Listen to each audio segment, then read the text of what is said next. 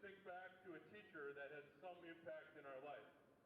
This evening, our players would like to honor a special teacher of theirs that made an impression on them. Each player picked their own teacher to be recognized this evening. As parents, we're also grateful for the time and energy spent with all of our kids, especially over this last year that's had its challenges with many of us.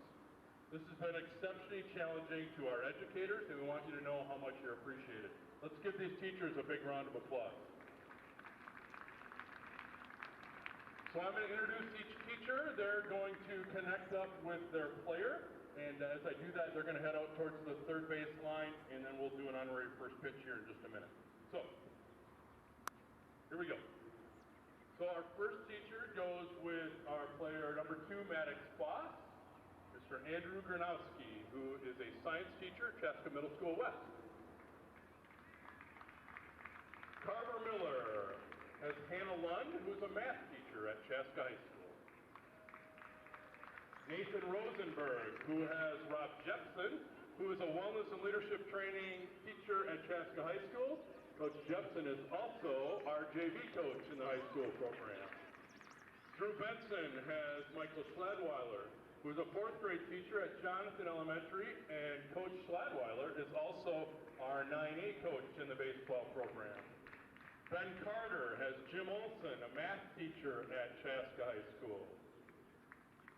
Dane McNaughton has Kate Kramer, an environmental science teacher at Chaska High School. Riley Killian has Kelly Dreyer, avid teacher at Chaska High School.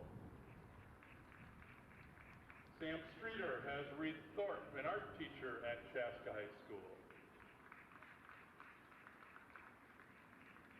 AJ Cantu has Kate Kramer.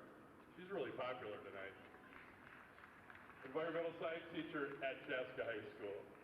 Nolan Kemp has Lisa Turnings, an English teacher at Chaska High School. Ethan Bachman has Coach Dahl, U.S. government teacher at Chaska High School. Henry Bushy has Jesse Longley, a math teacher at Chaska High School. Jaden Millette has Nancy Whitman, school principal at Chaska Elementary, who probably gets the farthest travel award as they travel to us from Florida to be with us. And Tommy Hansen has Chris Linius, physics teacher at Chaska High School. Let's give all these teachers again a big round of applause. All right, players, you're going to come right back here now. Give your teacher your ball if you haven't already. You're going to come back here. That's far enough.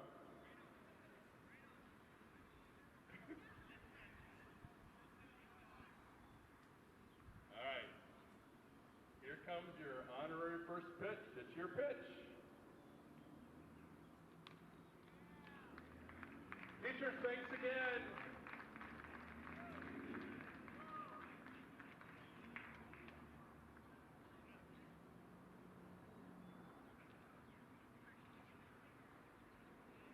Denny, we'll throw it back up to you for some starting lineups, national anthem, and we'll play some baseball. All right, thanks, Scott, very much. Let's meet our starting lineup for tonight's game, beginning with the visitors, the Bloomington Kennedy Eagles. As I call your name and number, you're welcome to take a spot along the first base foul line. Batting first, the shortstop, number 3, is Nick Manning. Batting second, third baseman, number 10, Cole Hoke. Batting third, playing first base, number 18, is Ryan Fortner. Batting fourth and pitching tonight, number 19, Brett Conway. Batting fifth, the second baseman, number 11, J.D. Cody. Batting sixth, doing the catching, number 13, is Gage Schmidt. Batting seventh, playing left field, number 29, Will Vogel. Batting eighth, playing right field, number 44, Mike Doyle. And batting ninth, the center fielder, number 4, is Zach Zesch. They're joined by the reserves along with head coach George Walker, assisted by Mark Hansen, Alex Mack, and Nick Seipel. Let's hear it for the Bloomington Kennedy Eagles. Now for your Chaska Hawks. Batting first, playing third base, number 4 is Carver Miller. Batting second, playing right field tonight, number 18 is Nolan Kemp. Batting third, playing first base, number 7, Drew Benson. Batting fourth, doing the catching, number 5 is Nathan Rosenberg. Batting fifth, the shortstop, number 2, Maddox Foss. Batting sixth, the designated hitter, number 19 is Ethan Bachman. Batting seventh, second baseman, number 20, Henry Bushy. Batting eighth, the left fielder, number 15, A.J. Cantu. Batting ninth, the center fielder, number 22, Thomas Hansen. And on the mound for the Hawks for tonight's game, number 21 is Jaden Mollett. And they're joined by the reserves along with head coach Craig Bauman, assisted by Brendan Arnold, Scott Gerber, Zach Hoffman, and Carter Schmidt. Let's hear it for your Chaska Hawks. Now, ladies and gentlemen, at this time, I ask that you please stand as you are able. Gentlemen, remove your caps.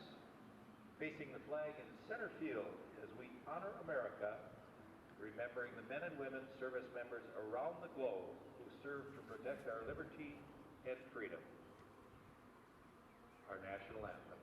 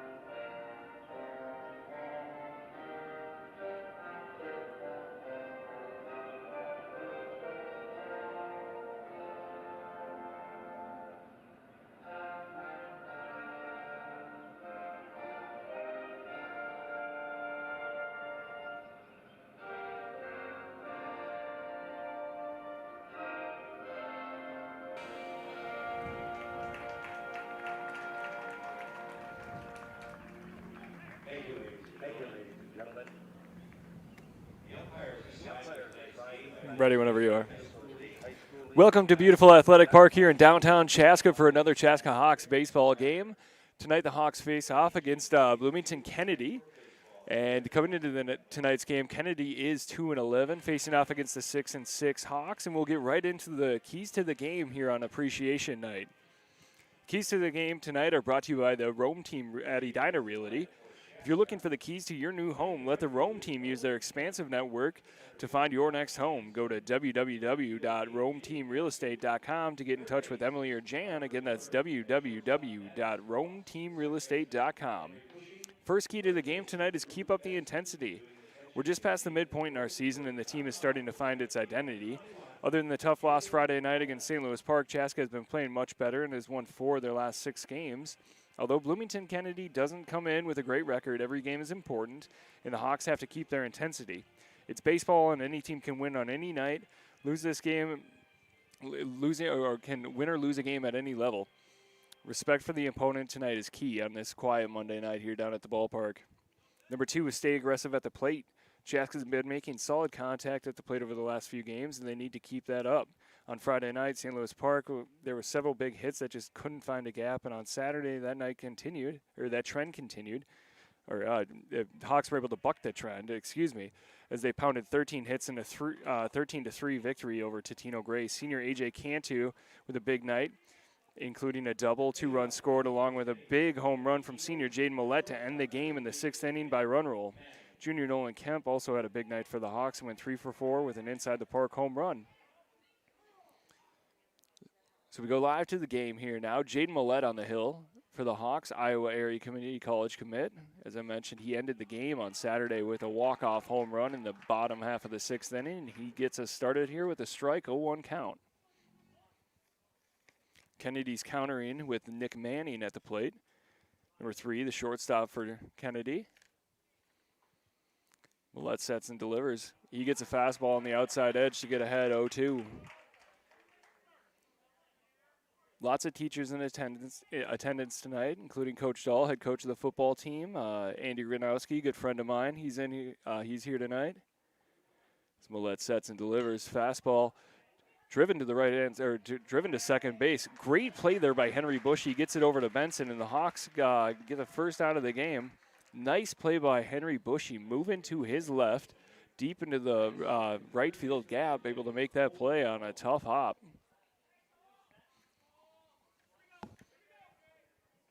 So Millette gets the first out of the game, and a nice play by Bushy. And that'll bring up Cole Hawk, third baseman for the Kennedy Eagles.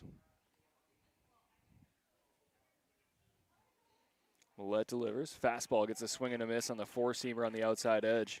Good pitch.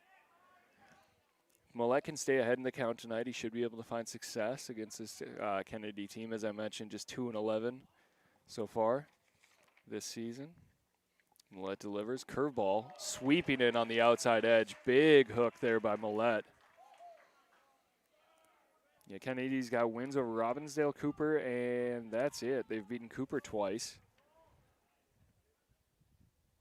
They did have a close loss against St. Louis Park early in the season. So 0-2 now. Millette sets and delivers. Another curveball. This one's tapped to the third base side. Hadled by Carver Miller, fires it over, and he's able to retire number 10 Hawk. The Hawks have two quick outs here in the top half of the first. Nice night down here at Athletic Park. Slight breeze.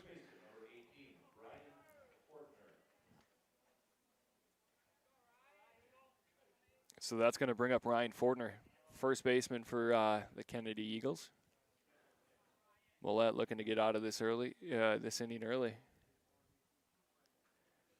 Fastball is going to cross the plate for strike one. Little tail on that four-seamer from Millette. Saw it in the earlier at bat. Millette's got a good mix. Sits mid to low 80s with the four-seamer. Also has a big sweeping hook changeup, and we saw that one there. Gets a check swing, but he's unable to go. Evening the count at 1 there.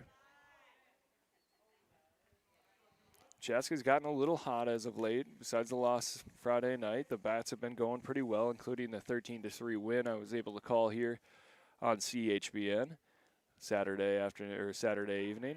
And there's a curveball in for a strike on the inside half. 1-2 now to Fortner.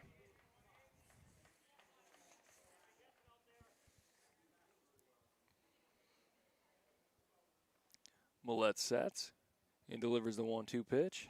Fastball on the outside edge. He thinks, Rosenberg thought he had it. Looked to just miss. Nice pitch there by Millette.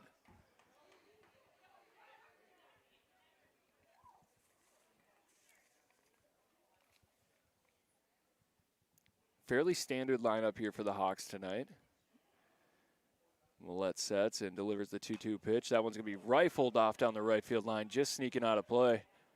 Right past the backstop here for the grandstand. That had some heat on it. Sun might be an issue in these early innings on the left half of the infield and for the left fielder. Still 2-2. Millette sets and delivers to Fortner. Curveball misses on the outside edge and sneaks past Rosenberg. Good battery here for the Hawks tonight. As I mentioned, Millette heading off to Iowa Area Community College next year to continue playing ball. His battery mate, Rosenberg, heading to UMD. Fastball gets him on the outside edge, and the Hawks retire the side there. 1-2-3. We'll be right back here on CHBN after this quick break. Hi, I'm Emily Rome-Welter. And I'm Jan Rome of the Rome team. Last year, we were able to help our clients 72 times buy or sell their homes, bringing them to their next real estate chapter. Sometimes people ask us how we do that. We listen closely to all of our clients, of course, whether they're buyers or sellers, so that we know what their goals are. When you're a seller, we partner with you, come to your home, do a marketing analysis, marketing plan, and help you prepare your home for success. Let us know if we can help you. Soar Hawks!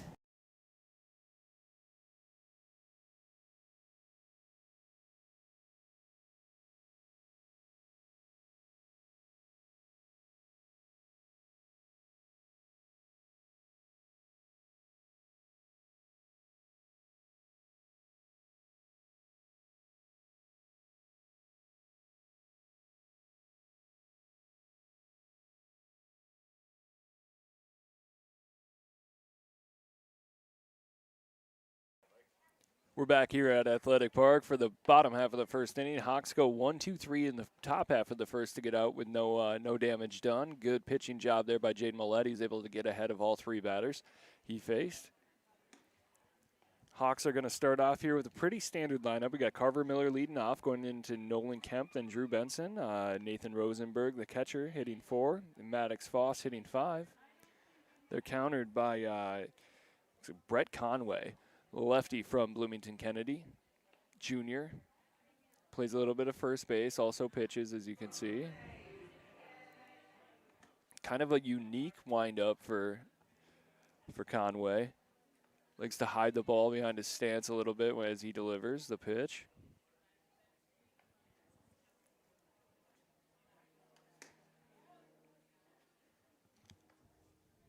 As we look forward to the Hawks kind of rest of the season, we got Benilde St. Margaret's right back here on Thursday night. That'll be broadcast live here on CHBN from Athletic Park. Then they travel to Tonka on the 15th. That's a Saturday. And we're back here on a Monday against Buffalo right at Athletic Park, and Elk River will follow up on Wednesday, May 11th as well.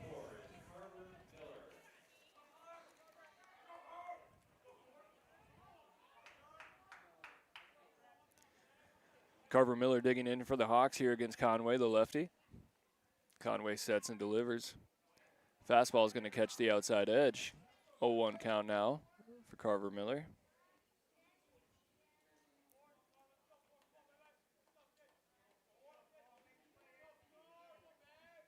Here's the 0-1 delivery. Swing and miss on a curveball, strike 2.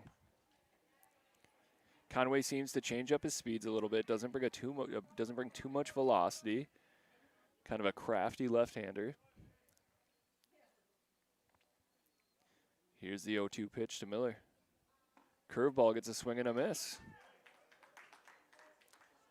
And errant throw there by the catcher. I shouldn't say errant. He went to throw the ball around the horn, and the third baseman couldn't see it at all.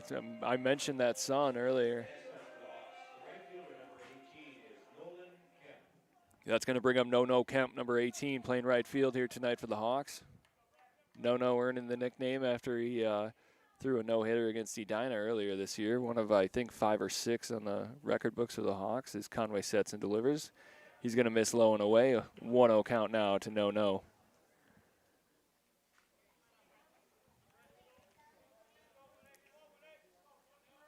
Pretty good crowd here tonight at Athletic Park on a kind of a chilly Monday. Conway works from the windup, sets and delivers. Tap back, foul, 1-1. Kemp's had a pretty hot bat recently. Actually, all year he's been, one of the more consistent Hawks hitters. Always a guy that kind of just does his job. Conway sets and delivers the 1-1 pitch. Curveball, that's going to catch the inside edge there. 1-2 count now. Catcher seems to be having a little bit of trouble handling some of these off-speed pitches. If the Hawks can get some base runners, I'd like to see him take advantage of that later on.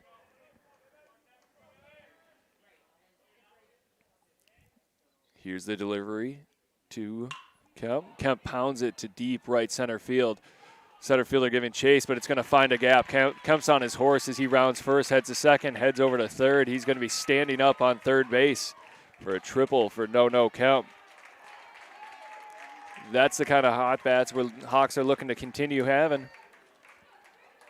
Good at bat there by Nolan Kemp. He got a little bit behind in the order, shortened up his swing, got a pitch he could drive, and hit it to the opposite field.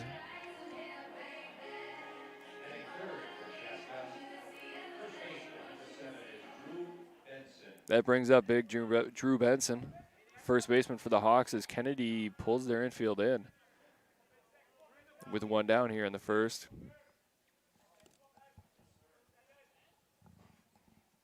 Here's the delivery. Pounded into left field. Good piece of hitting there by Drew Benson as he found a pitch low in the zone and hit a screaming line drive over the shortstop's head. That's Manning. Driving in Nolan Kemp, giving the Hawks the early lead here for Chaska against Bloomington Kennedy on this Monday night. So with Benson aboard at first, Hawks with a 1-0 lead. Nathan Rosenberg digs in.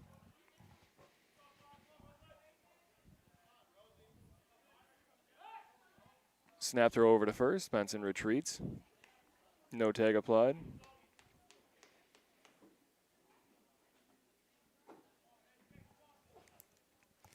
Rosenberg's really turned it off here as we get into the second half of the year. He had a slow start, as I've mentioned before, but he's really picked up his hitting recently. Been pounding the ball to all fields. Kind of a linchpin here in the Hawks lineup as he takes ball one outside.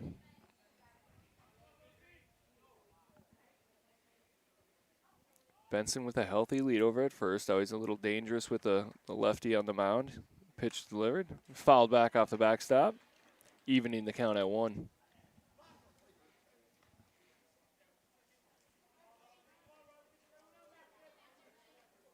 As I mentioned, it is Teacher Appreciation Night. We're going to give a shout out to all the teachers at Chaska and other schools around the state and country. Here's the pitch. It's going to be miss outside. 2-1 count now. Benson giving Conway a little bit of trouble over there at first base.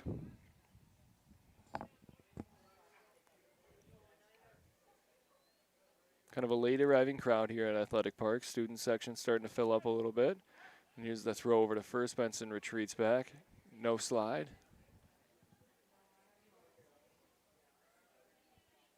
Getting runs early would be big here for the Hawks. Conway sets and delivers. That ball's hit hard to right field, right at the right fielder for Kennedy. That is Mike Doyle. Doyle's able to make the play and fire it in. Benson retreats back to first.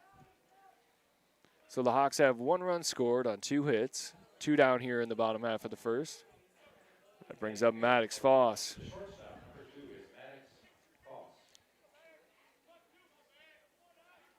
Each of the players here for tonight got to select a teacher to bring onto the field for an honorary first pitch. As I mentioned, Andy Gronowski was Maddox Foss's teacher that he chose to bring down here to Athletic Park. Andy played baseball, basketball, and football for the Hawks back in his day. He was a heck of a player. Still a good athlete, running around on the softball fields, and also throws a heck of a golf tournament. So Benson gets a lead. Throw back over to first. Benson dives back in safe.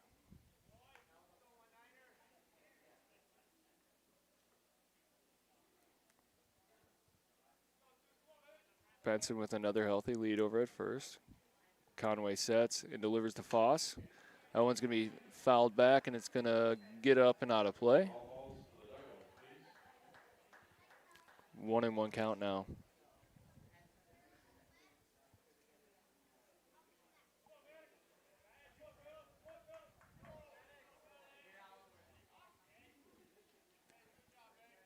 Conway with the 1-1 pitch. Another one fouled back. That one also is going to get out of play here for Maddox Foss. Foss, the sophomore, has had a heck of a year playing shortstop primarily.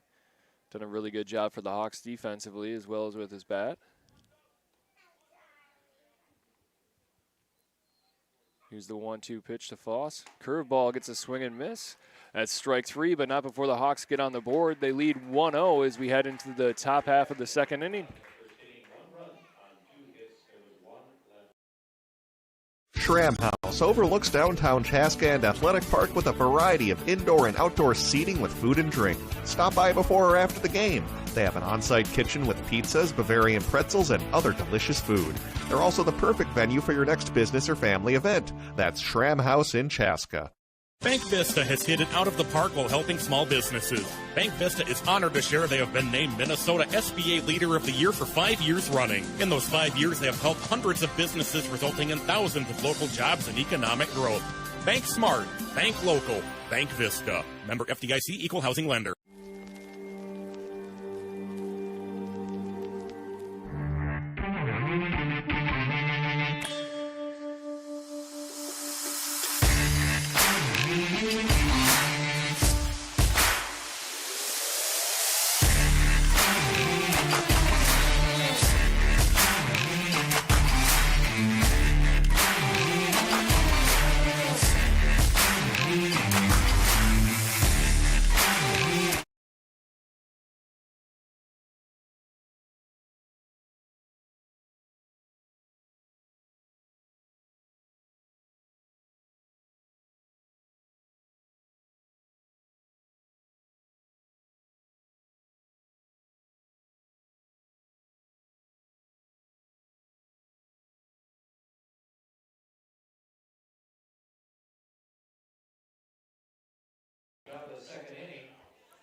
We're back here on CHBN at Athletic Park as the Hawks carry a 1-0 lead into the top half of the second inning, thanks to Nolan Kemp triple and a RBI single by Drew Benson in the bottom half of the first.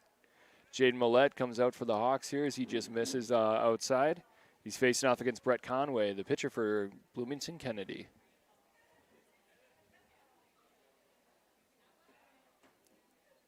Millette sets and delivers. He misses outside again, 2-0. Yeah, Nolan Kemp with a deep drive into right center field, able to get on his horse and head all the way over to third base. And then Drew Benson ripped a line shot over Nick Manning, the shortstop for Kennedy. Was able to reach with a single. Millette misses just outside again, 3-0 count now. Not something we've seen from Millette so far tonight. He's gotten ahead of every batter he faced in the first inning. And here's Millette, delivers the ball 4 on the outside edge, just missed. So Conway's aboard with a leadoff walk. And that'll bring up J.D. Cody, number 11, the second baseman.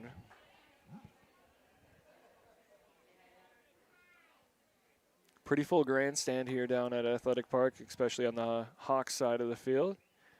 Millette sets and delivers. The runner takes off. Strike one. Beautiful throw by Rosenberg, and he's able to get him as Maddox Foss applies the tag. Absolute strike by Nathan Rosenberg from behind the dish.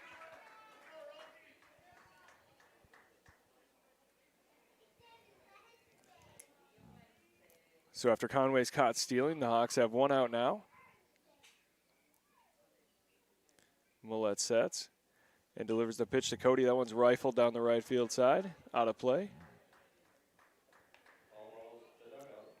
0-2 count now for number 11, Cody, the second baseman. Millette with good velocity. You see Tommy Hansen out there in center field, shaded hard towards the right field side. Millette sets and delivers. Fastball is going to get him right down the chute.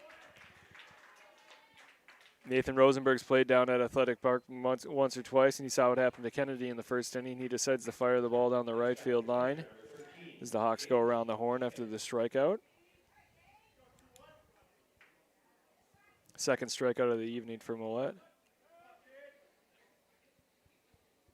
That brings up Gage Schmidt, the catcher for Kennedy, as Millette sets and delivers. Fastball on the outside edge, gets a swing and miss. Speaking with some of the coaches and the parents, there wasn't a ton of energy here tonight, so it's good to see the Hawks get off to a good start. Millette sets and misses outside with a four-seamer, evening the count at 1.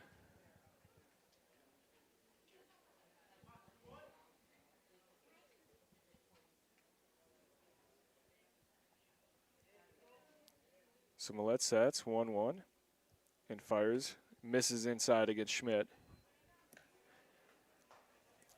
I mentioned head coach Brian Dahl down in the grandstands in attendance. Just got done with a football meeting last week. Things are starting to spark up here pretty quickly. I know the weight room's about to get really busy during the summertime for the Hawks. Fastball misses just on the outside edge, 3-1. Rosenberg wants to check and see, where'd that miss? How far away was he? He's checking with home plate ump.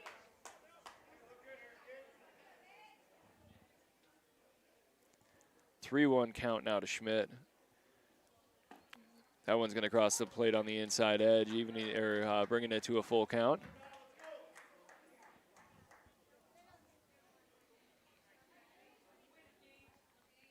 Millette shakes off Rosenberg. Gets something he likes. And delivers. Fastball misses up and away. Second walk of the inning here from Millette after he went perfect through the first inning. No harm done on that last walk, though, as Rosenberg was able to deliver a strike and catch pitcher Conway stealing.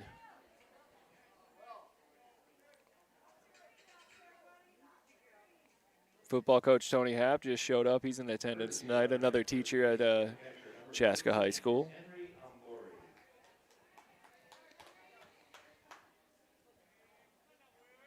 So that's going to bring up number 29, Henry Umbori.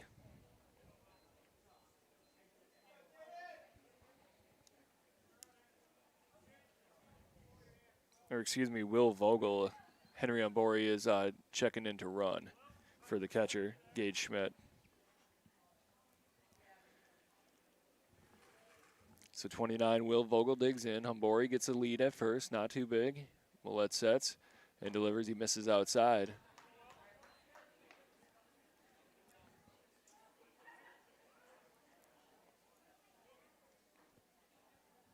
Hawks have two down here in the top half of the second.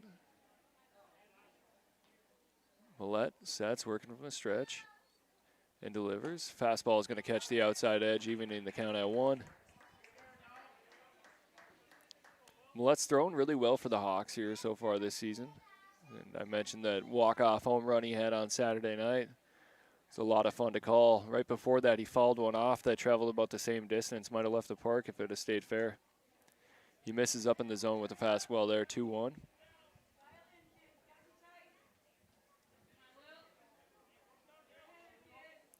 Chaska coaching staff letting Millette know he needs just one good pitch to get out of this inning, kind of reset after the 2 walks. That one's going to miss up in the zone as well, 3-1 now. Kennedy's been extremely patient so far tonight with the bats. Haven't put too many swings on the ball.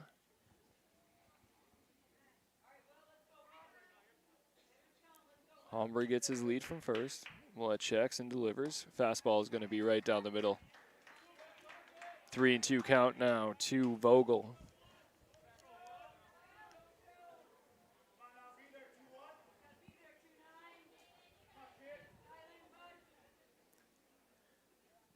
Millette sets, and here's the payoff pitch. Runner takes off. Fastball is going to miss just on the outside edge as Vogel draws another walk.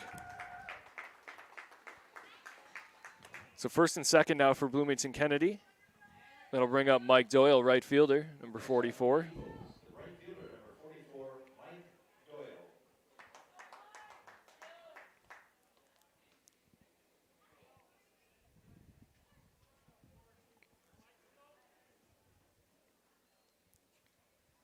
Millette sets and delivers to Doyle. Fastball down the middle. He's back ahead there. Good pitch by Millette.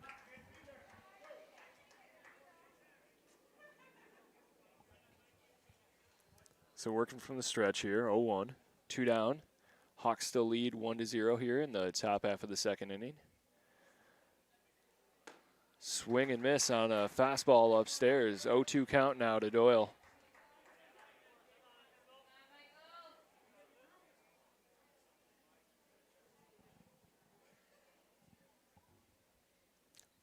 Millette shakes off Rosenberg and then finds something he likes. Sets and delivers. Fastball up in the zone. Snap throw down to first base. Benson unable to handle the throw. Might have been a close play if he could have. Rosenberg showing off his arm really.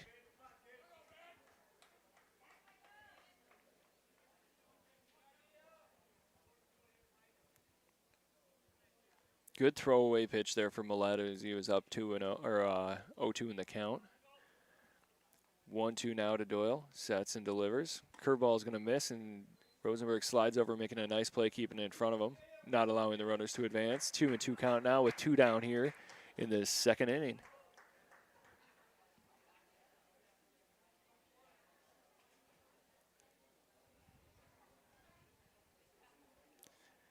Here's the pitch. That one's going to be tapped down the right field line. It's going to carry foul. And sneak out of play. It looks like as Kemper stops giving chase out there in right field. So still a 2-2 count here to Doyle. Hawk shading hard to the right field side. Kennedy struggling to handle the velocity Millette's brought so far tonight. Here's the 2-2 pitch. That's going to be foul ball. It's going to be hit off the batter while he was still in the batter's box. Snuck out to the pitcher, but it looked like, it made contact with the batter's foot prior to heading into play.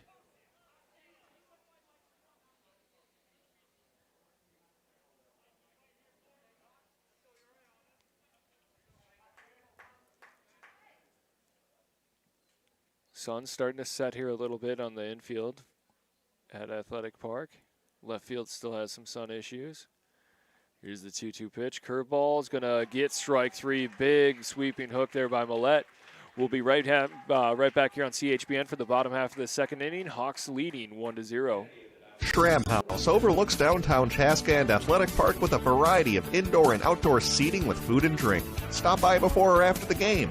They have an on-site kitchen with pizzas, Bavarian pretzels, and other delicious food. They're also the perfect venue for your next business or family event. That's Schramm House in Chaska. Bank Vista has hit it out of the park while helping small businesses. Bank Vista is honored to share they have been named Minnesota SBA Leader of the Year for 5 years running. In those 5 years, they have helped hundreds of businesses, resulting in thousands of local jobs and economic growth. Bank smart, bank local, Bank Vista. Member FDIC, Equal Housing Lender.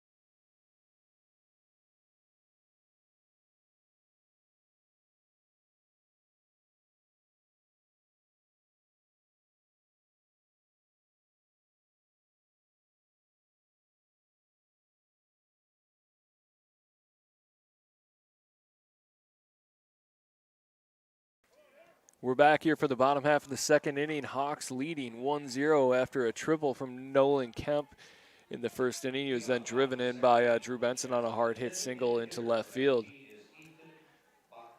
Ethan Bachman digging in now for the Hawks, the sixth hitter tonight, the DH, facing off against Brett Conway, the pitcher for Kennedy Eagles. Bachman settles in, and here's the pitch from Conway. Fastball misses low in the zone. 1-0 count now to Bachman. Bachman had a triple on Friday night against St. Louis Park. Added another hit on Saturday. Big swing on that one. He just misses.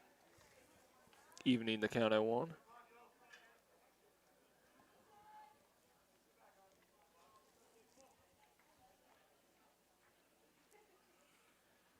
So Conway sets, working out of the windup and delivers. Bachman taps that one off his knee, and he's slow to get up. Looks like that one caught it right off his front knee. Maybe a little bit of a dead leg now.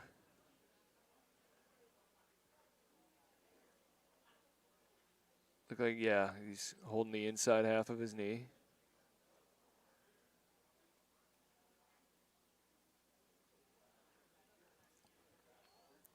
Stretching him out, try to get it a little loose. Ethan's heading off to Sioux Falls, University of Sioux Falls, to play for the Cougars football next year. All conference, all metro wide receiver for the Hawks this past football season.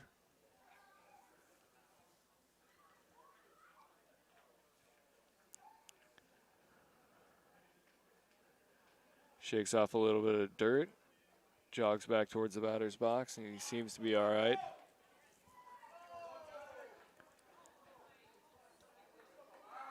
Smiling a little bit down there, so he seems to be all right. It's a good sign for the Hawks.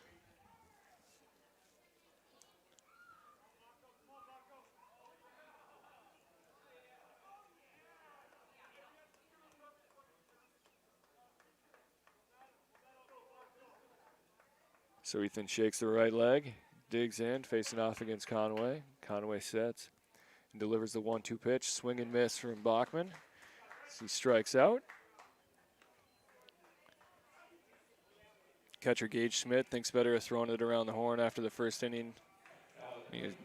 Third baseman wasn't able to see the throw coming down. That'll bring up Henry Bushy, who made a heck of a play in the first inning. Moving to his left to get the runner out at first on a hard hit ground ball. He swings and misses on strike one on the inner half of the plate.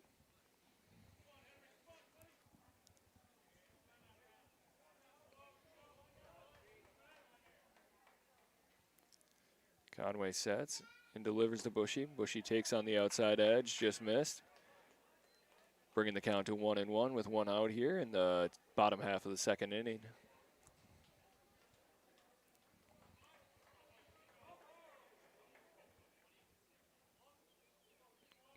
Conway this time catching the inside edge on curveball. 1-2 now to Henry Bushy. Bushy's moved all around the infield so far this year, playing a little bit of short, little second, some third base, depending on who's pitching. Done a great job for the Hawks. As Conway delivers a changeup up in the zone, gets strike three. Conway's third strikeout in a row.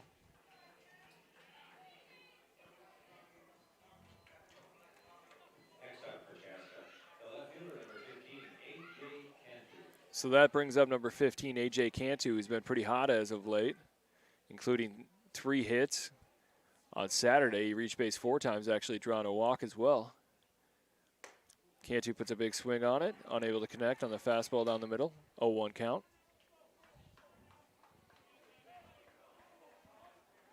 Cantu hitting 8th here for the Hawks tonight. It's followed by Tommy Hansen at the top of the order. It's a fastball going to miss on the inside edge. 1-1 count. Wind blowing a little bit out to right field tonight.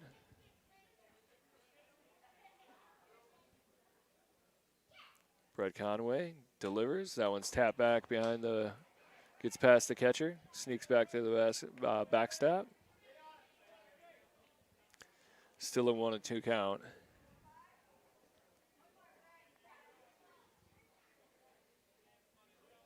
Conway, the lefty, the good head of hair, sets and delivers the 1-2 pitch. That misses outside.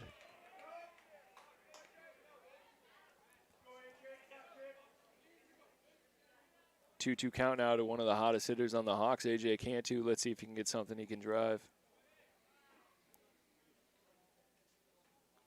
Here's the 2-2 pitch from Conway. That one's going to be fouled off down the right field line. It will get out of play.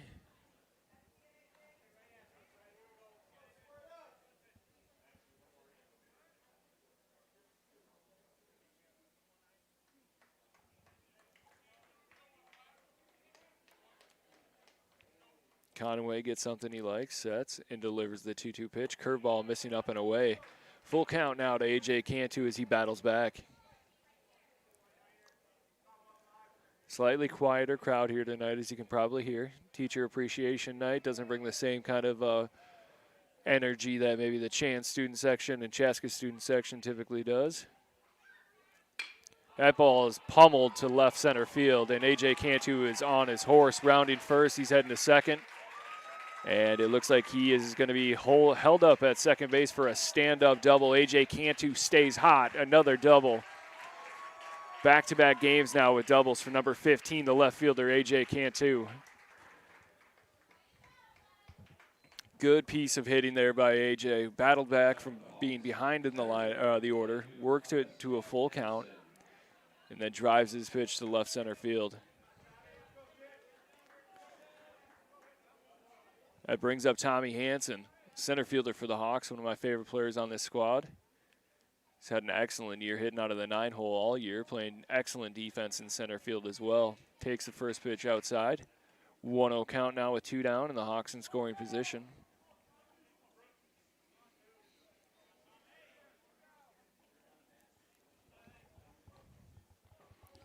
Conway gets something he likes, peeks back at second, and delivers. Misses low and away. 2-0 count now.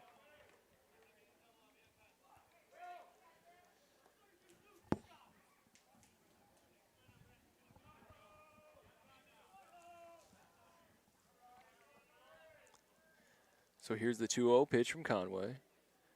That one's going to be in for a strike, catching the outside edge against Tommy Hansen. 2-1 count now.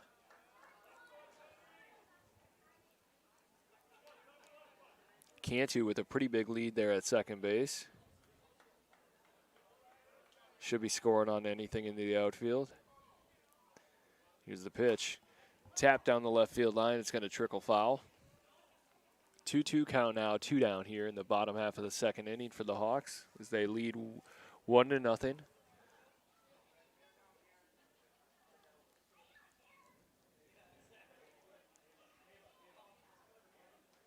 Hawks are making Conway work for his outs as he delivers the 2-2 pitch. Curveball misses outside. Another full count here. This time it's Tommy Hansen for the Hawks, working the count full.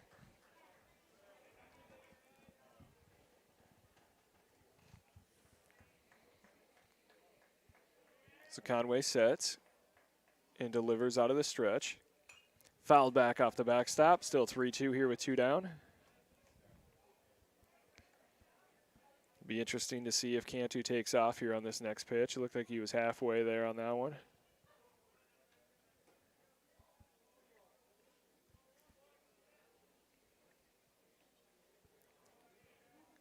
Conway sets and delivers the 3-2 pitch again. This time he gets Tommy Hansen swinging and missing on a changeup on the outside edge. Hawks still lead 1-0 here on CHBN as we head into the top half of the third inning.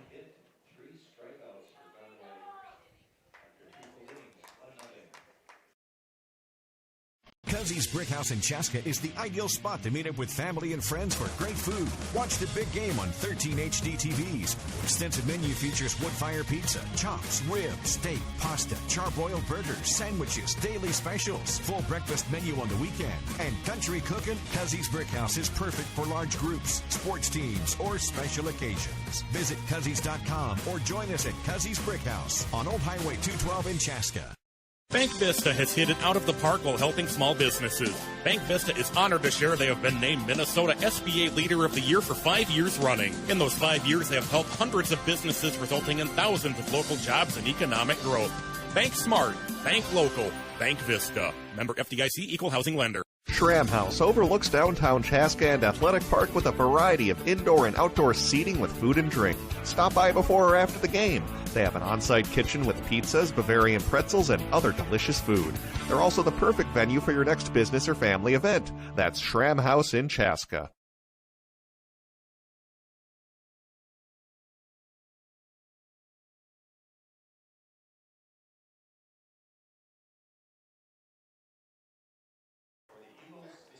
Welcome back here to Athletic Park on CHBN. I'm Mike Schmid, live with my producer Brett. As we head into the top half of the third inning, I wanted to mention Bank Vista. Bank Vista is our Spotlight Purple and Gold sponsor for this evening. Bank Vista has hit it out of the park while helping small businesses. Bank Vista is honored to share that they've been named Minnesota's SBA Leader for the year and 5 years running.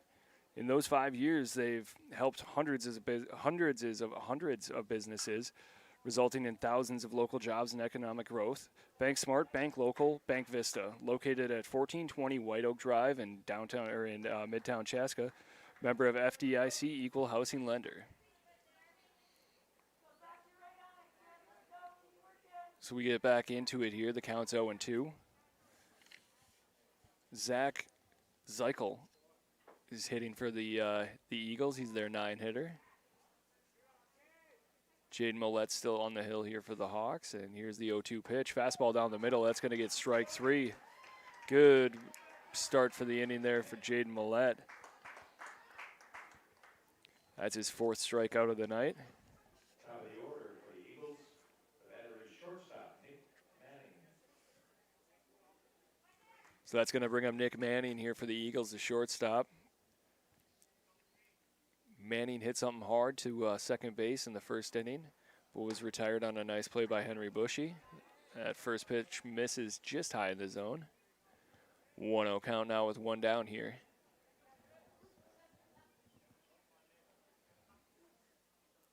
Millette delivers, and that one's going to catch the outside edge, evening the count at 1. Millette had a little trouble last inning with his control. Did walk 3 batters, walk 3 batters, including the leadoff batter. But Kennedy wasn't able to do anything with it as their leadoff walk was caught stealing. The other 2 walks were left stranded. That's a curveball that missed in the zone, 2-1 now.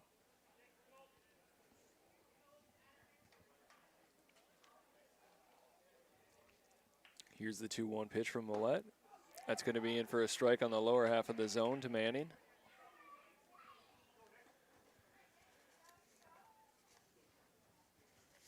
Hawks looking to get above 500 here for the first time in a while. Millette sets and delivers up in the zone, gets a check swing. Manning doesn't go. Full count now for Millette.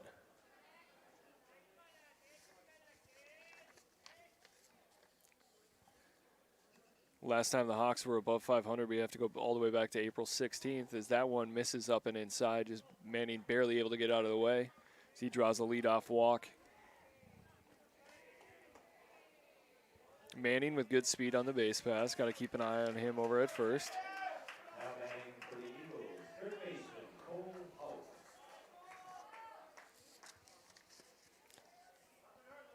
So 1 down here. Runner on first is Manning.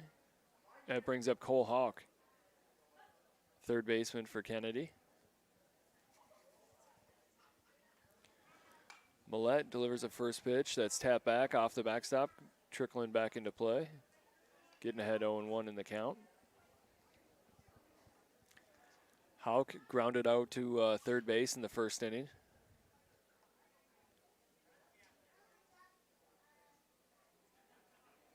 Taking his time, getting his signs. Manning, decent lead over at first. Here's the 0-1 pitch. Swing and miss, strike 2. Good pitch there, a 4-seamer on the outside edge by Millette.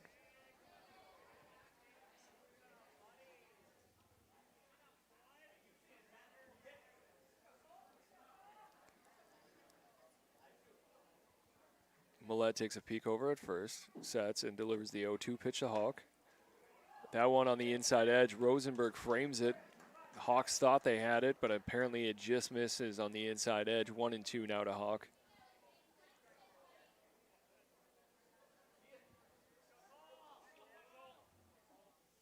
Here's the 1-2 pitch. 4-seamer on the outside edge, gets a flailing swing and a miss.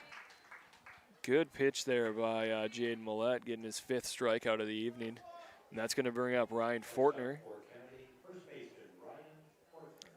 First baseman for the Eagles. He struck out in the first inning to end the inning. So 2 down here. Runner aboard, that's the leadoff hitter Manning. After he was able to draw a walk. Wind picking up slightly to right field. Millette sets and delivers. Fastball on the outside edge, in for strike 1.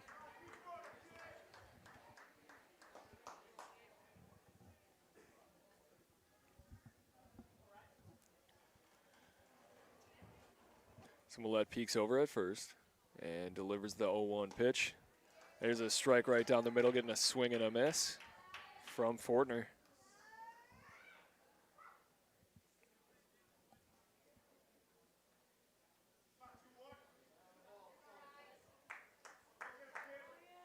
Millette putting together a fairly nice outing here.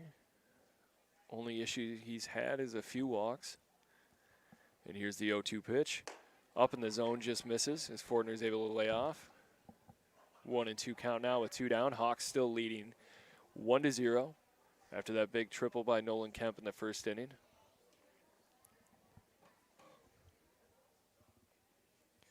Millette peeks at first and delivers the 1-2 pitch. Curveball. And that one's going to miss on the outside edge.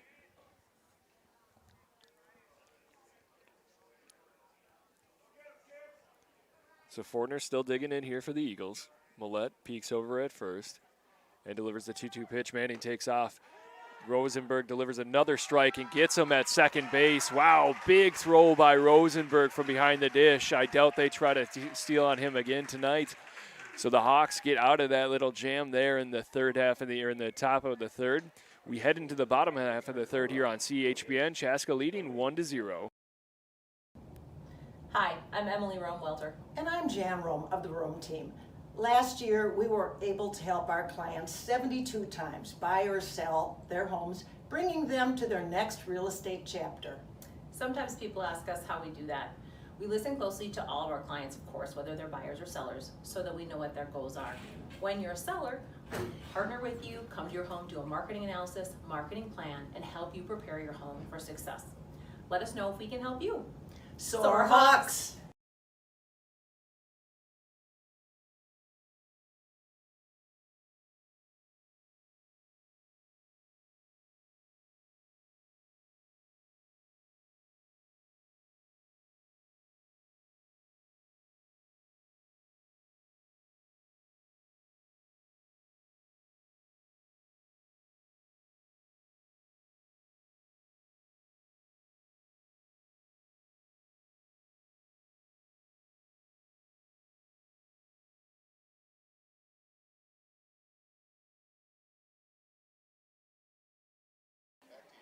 Welcome back here for the bottom half of the third inning at Athletic Park. Chaska leading 1-0 over the Kennedy Eagles. And again, since it is the third inning, I do want to highlight Bank Vista. Our Spotlight Purple and Gold sponsor for this evening game is Bank Vista. Bank Vista has hit it out of the park while helping small businesses. Bank Vista is honored to share that they've been named Minnesota SBA Leader of the Year for 5 years running. In those 5 years, they've helped hundreds of businesses, resulting in thousands of local jobs and economic growth. Bank Smart, Bank Local, Bank Vista. Located at 1420 White Oak Drive in Chaska. Member of FDIC Equal Housing Lender. Carver Miller digging in here. Leadoff hitter for the Hawks. Facing off against Conway, who's pitched a pretty good game here so far for the Kennedy Eagles. Miller fouls that one off. 0-1 count here.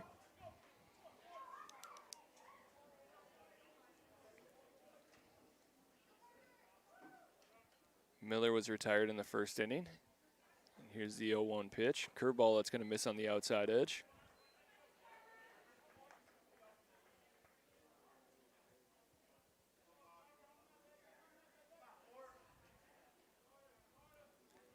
Conway sets and delivers the 1-1 pitch. That one fouled straight back. Hard off the backstop.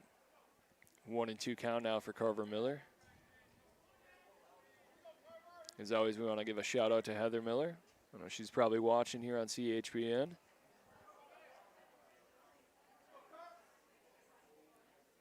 The 1-2 pitch, curveball up in the, curveball I thought was up in the zone, and Kennedy gets the call. Carver Miller not too happy with that one, and I can't say I blame him as he sits down.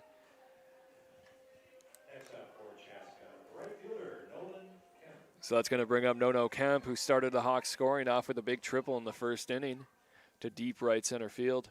Let's see if he can stay hot here. Conway sets and delivers. That one misses up in the zone. Maybe a little bit of a makeup pitch. That one looked to be kind of closer than that curveball that got Carver Miller.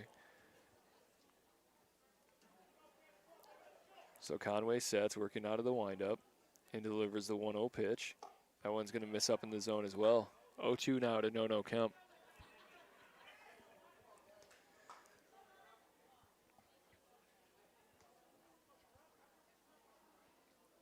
Conway delivers the 2-0 pitch. Kemp takes on the outside edge for strike one.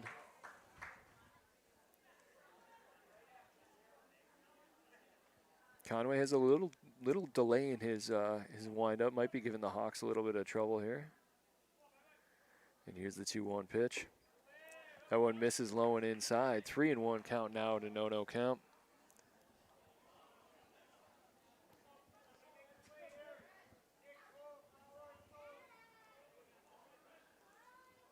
Conway sets and delivers the 3-1 pitch, and that one's going to miss up and away, and Kemp's aboard with a walk.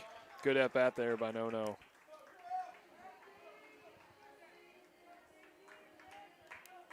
So that brings up Drew Benson, who absolutely pummeled the ball in the first inning. Hard line drive up over the top of Nick Manning, the shortstop for the Eagles. I'd like to see the Hawks be a little aggressive on the base pass here. Maybe a hit and run situation for Chaska. Fastball misses low and inside. Good job there by the catcher. That's Gage Schmidt keeping that one in front of him. Fastball in the dirt.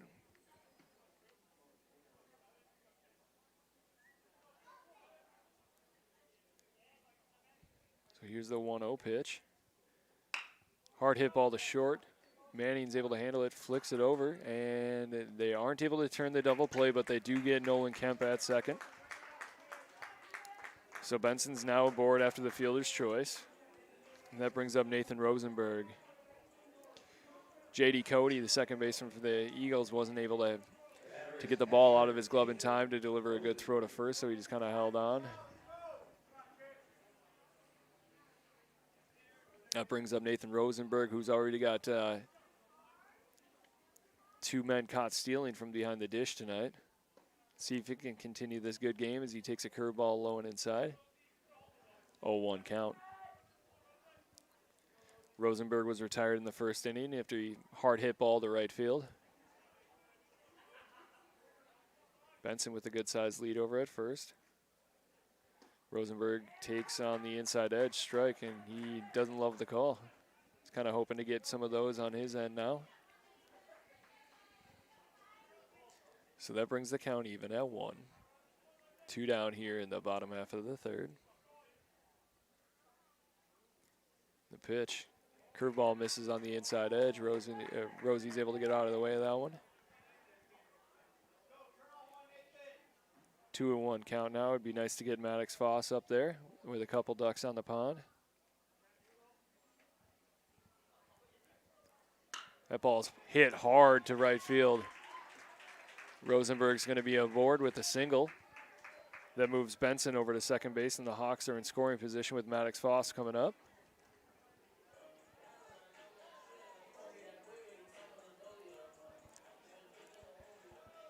Looks like Sam Streeter is going to be out there running for Rosenberg. Sam Streeter heading to the University of St. Mary in Winona next year. Sam's kind of been the Hawks defensive specialist.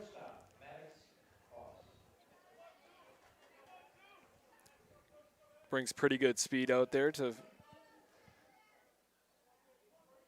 first base. Would like to see him move over to third on a hit here. Foss takes the first pitch low and away in a fastball. 1-0 count.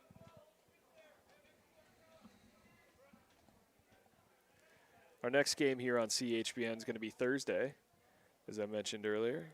And then we've got a little run of games to finish up the season. As Foss follows that one off down the right field line, it's going to get out of play. Yep, Thursday right here against Benilde St. Margaret's, 7 o'clock, first pitch.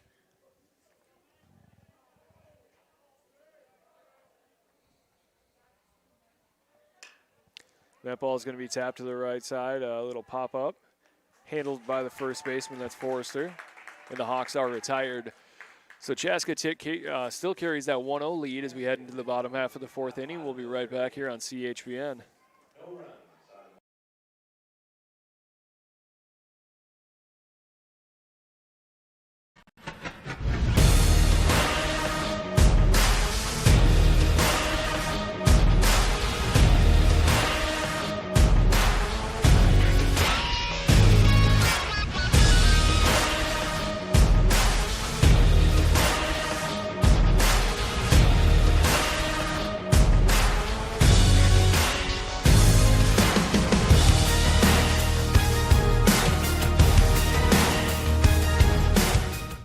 Vista has hit it out of the park while helping small businesses. Bank Vista is honored to share they have been named Minnesota SBA Leader of the Year for 5 years running. In those 5 years, they have helped hundreds of businesses, resulting in thousands of local jobs and economic growth. Bank smart, bank local, Bank Vista. Member FDIC, equal housing lender. Schramm House overlooks downtown Chaska and Athletic Park with a variety of indoor and outdoor seating with food and drink. Stop by before or after the game. They have an on-site kitchen with pizzas, Bavarian pretzels, and other delicious food. They're also the perfect venue for your next business or family event. That's Schramm House in Chaska.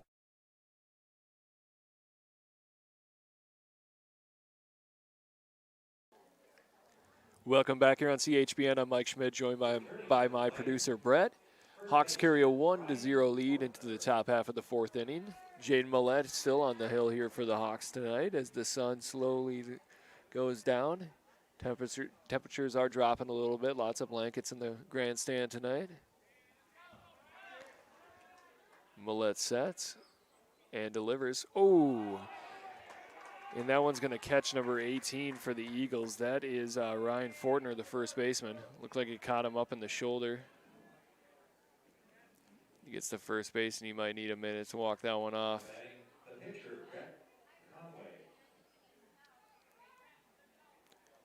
Yeah, it looks like it got him in the shoulder. Kind of lucky because it looked like it might have gotten up around the helmet area. So good to see he's doing okay as he stretches it out.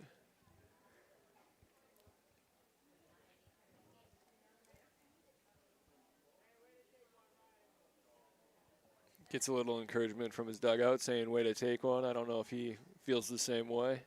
But that's going to bring up Brett Conway, the pitcher for Bloomington Kennedy. Conway walked on his first at-bat and was caught stealing. Millett delivers, and that's a fastball that's going to miss on the outside edge. 1-0 count now. No activity in either bullpen so far tonight, which you'd kind of expect in a 1-0 game. That one's going to miss up and in. 2-0 count now.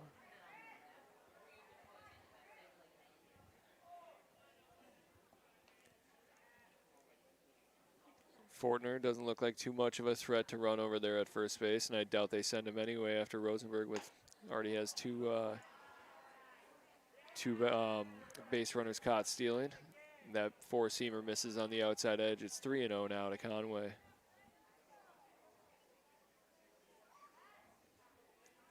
Millett sets and works out of the stretch. Fastball down the middle. That one's going to be in for a strike.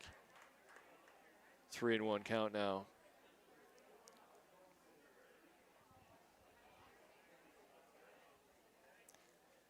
Double play ground ball would be really nice here for the Hawks. Got to keep that pitch count down for Millett as he delivers a nice fastball on the outside edge, bringing the count full.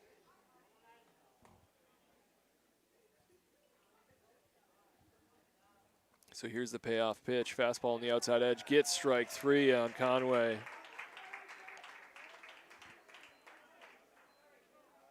Six strikeouts now on the game for Jaden Millett. Next up, second baseman J.D. Cody. Brings up J.D. Cody, number 11. Two-bagger for Bloomington Kennedy. Here's the first pitch. Fastball. Catches the outside edge in for a strike. 0-1 count now with one down here.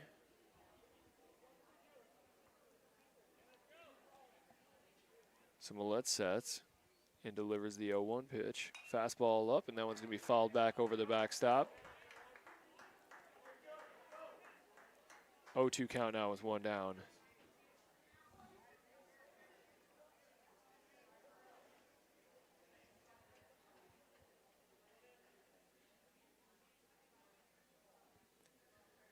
Millett sets and delivers the 0-2 pitch.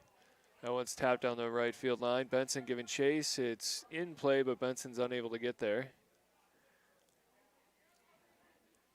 Cody stays alive. Good hustle there by Drew Benson. He's got the Hawks lone RBI tonight.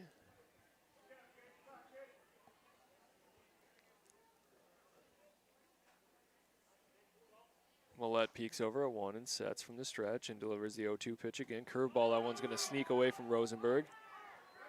Fortner is going to advance to second base on the pass ball.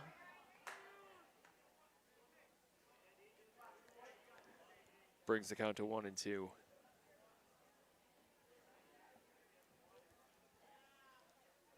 Tight game here so far for both teams.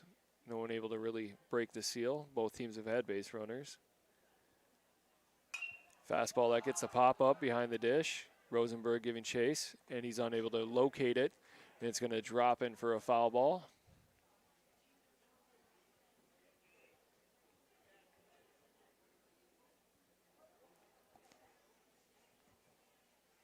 So we'll reset here, still 1-2. As Millette walks back to the hill. I mentioned the Hawks are looking to go above 500 for the first time since their third game of the year when they had 2 wins over Eden Prairie and a loss to Jefferson. Hard hit ball right up the middle. Millette gets a glove on it but is unable to make the play. Bushy comes in and fires it over to Benson. Benson's unable to handle the ball in the dirt, and that's going to bring around Fortner. So that ties the game now at 1 after the error by the Hawks. Bushy tried to make a special play there, coming in, barehanding that ball and firing it over to first, but he's unable to get it on target. Coaching staff coming over to check on Cody at second base. I think he might have hurt his hand on the swing. Seems to be okay though.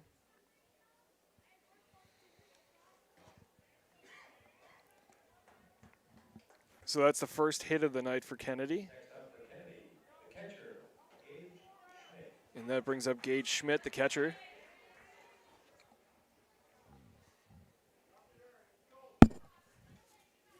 Cody takes his lead from second. And Millette delivers.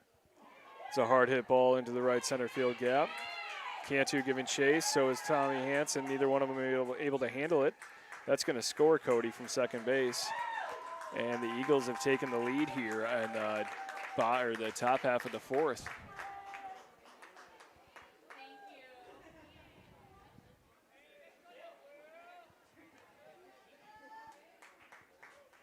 Now batting for Kennedy, the left fielder, Will Vogel.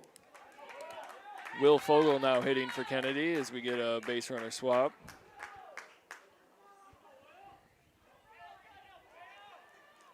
So still just 1 out here in the bottom half of the fourth inning for the Hawks as they now trail 2-1 after Kennedy's been able to score 2 runs there.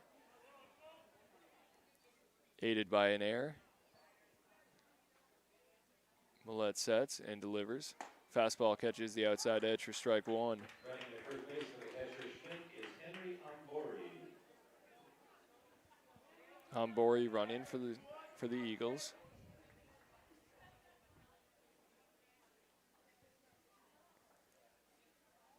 Good fastball up in the zone there by Millette. He's pretty fired up there on the mound. Not happy with how this inning's gone. Works the count to 0-2.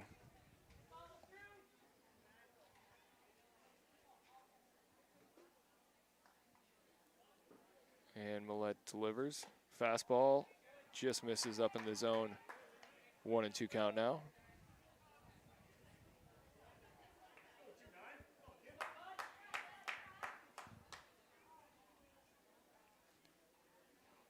Millette sets and delivers. Curveball misses low and away, bringing the count to 2-2. Mentioned this as a possible trap game for the Hawks earlier. I know that Kennedy's record's 2-11, but as I mentioned, they lost a 1-run game to St. Louis Park. They also lost a tough one to Richfield. So that one's fouled down the right field line, and it's going to get out of play. And their last game was at Holy Angels. They lost the game 6-9.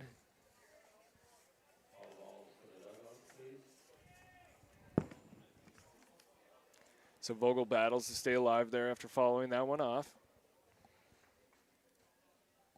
2-2 count. Millette sets and delivers. Curveball that's going to swing in for a sweeping strike. Big pitch there by Millette, and the Hawks needed it.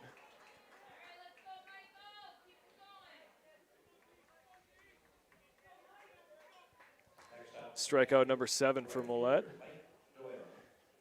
As Mike Doyle digs in, the center fielder for the Eagles.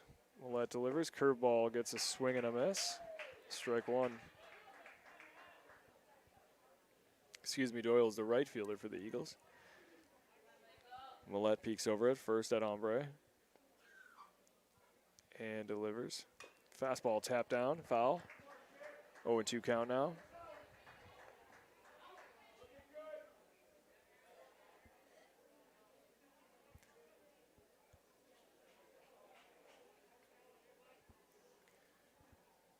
Here's the 0-2 pitch with 2 down.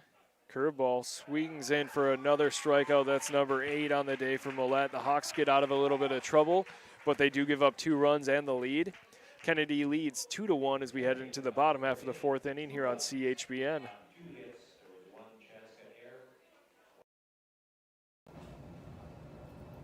Hi, I'm Emily Rome-Welter. And I'm Jan Rome of the Rome team. We're back! We thought you might also want to know we can help you with lots of other real estate needs. For example, we can help you upsize, Downsize, build a new home, find a cabin, buy land, relocate out of state. or sell family property out of state. We're here for all of your real estate needs, so give us a call if we can help. Soar Hawks!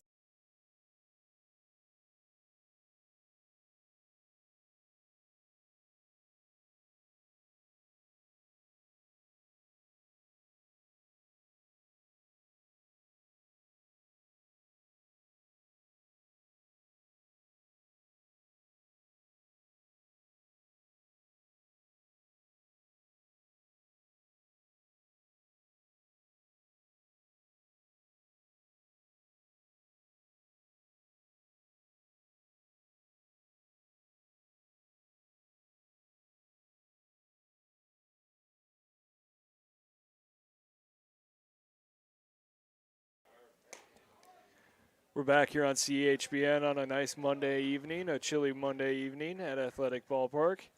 Kennedy leads Chaska 2-1 as they scored 2 runs in the top half of the 4th inning to take the lead on a couple walks, air, and a couple base hits as well. Brett Conway still out there for the Eagles on the hill. He's thrown a pretty nice game so far. And that's going to bring up Benny Carter. Carter's pitch hitting for Ethan Bachman, who fouled one hard off his right knee in his last at-bat. Carter takes a ball low and away. Or 1-0 count now. Yeah, Bachman got up. He did finish the at-bat, but he's walking a little gingerly back to the dugout. Here's the 1-0 pitch to Carter. That one misses low in the zone as well. 2-0 count now. Carter, kind of a jack of all trades. He plays both right field, left field. Really good hitter for the Hawks as he takes that one down in the dirt. 3-0 count. He'll be heading to Vancouver Island University next year up in Canada to play ball.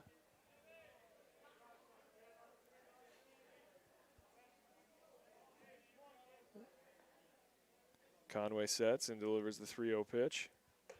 Looked like Carter got the take sign there, and he does take. The strike catches the outside edge, 3-1 now.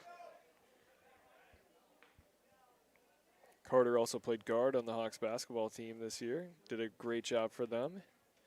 The 3-1 pitch, and that one's going to miss up and away as Carter draws the 5-pitch walk. Good at bat there by Carter, coming in cold off the bench.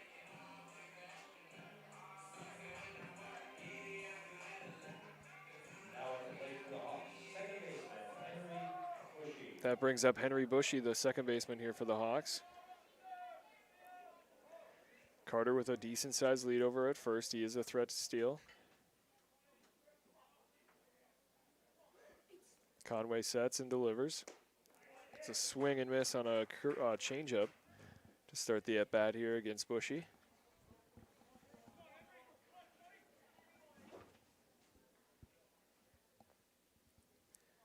So Bushy digs in. Down 0-1 in the count,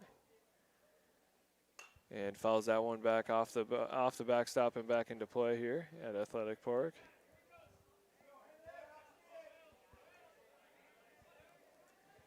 Oh, 2 count now to Bushy.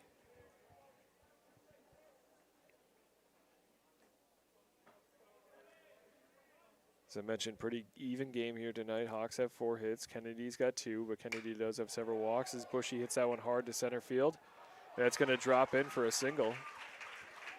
Good 2-strike hitting there by Henry Bushy. So the Hawks now have a little something cooking. First and second, no outs.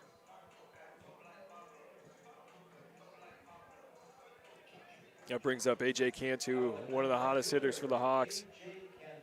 He's reached bases last 5 at-bats, including 2 doubles.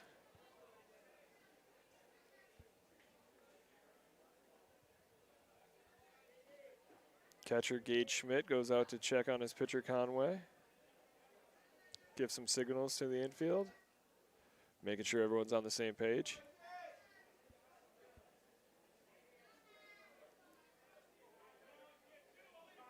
Cantu digs in as he faces off against Conway. Corners are up for the Eagles. Check swing, and he gets him. 0-1 count now for Cantu.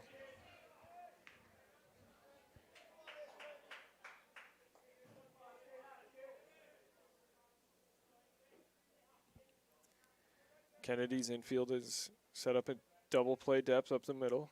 Corners are in, as I mentioned. Conway steps off and takes a look back at Benny Carter, leading off at second base. Both Carter and Bushy have good speed for the Hawks.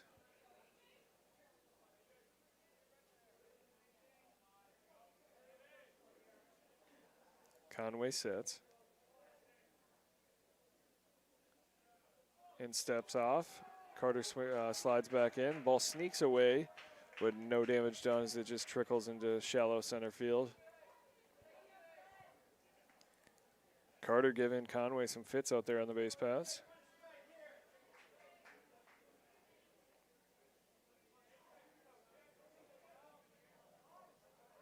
Oh, 1 count. Conway sets. Takes his time and delivers the pitch. Misses outside. Carter takes off but is going to retreat back to second base. Good job there by Gage Schmidt to keep that one in front of him on the fastball up and away. 1-1 count. Still no outs. Bottom half of the 4th inning. Hawks trailing 2-1. That one's rifled right back here at the press box for a foul ball. 1-2 count now.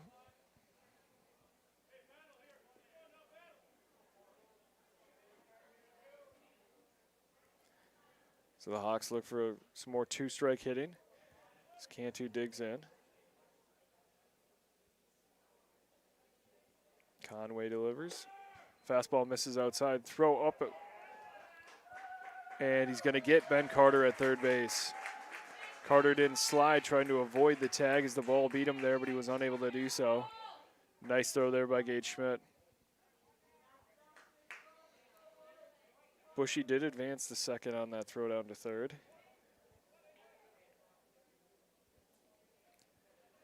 Two count now to Cantu. As that last pitch missed up in the zone. And that one's going to miss low. Full count now to Cantu, 3-2.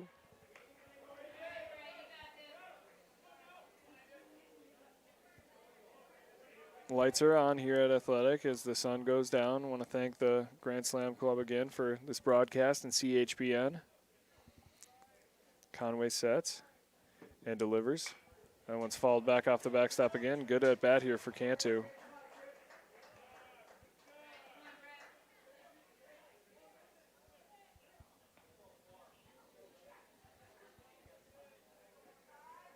Hawks would love to even this game up here before they head into the bottom half of the 5th inning, or the top half of the 5th inning, excuse me.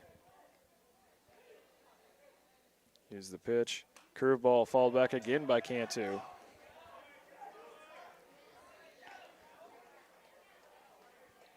The next pitch will be the 8th pitch of the at-bat.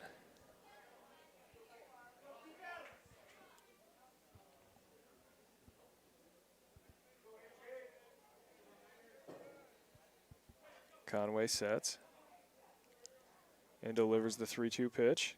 Curveball misses up in the zone. Cantu draws the walk after battling back from being down 0-2. That's 6 straight times Cantu's reached base. And it brings up Tommy Hansen, number 22, the center fielder for the Hawks.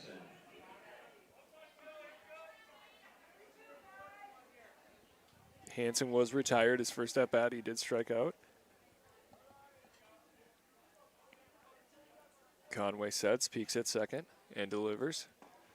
Hansen swings and misses on a changeup, low and away. 0-1 count now, still one down here. Tommy Hansen is a threat to bunt. Third baseman playing fairly deep.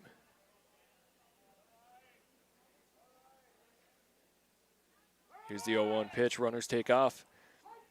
Pitch is going to be in for a strike, but both runners do advance as Bushy slides in safely to third and Cantu takes second. 0-2 count now here for Tommy Hansen with runners in scoring position.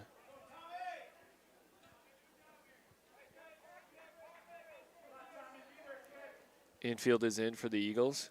Conway sets and delivers. Outside edge, strike 3 on the fastball to Tommy Hansen.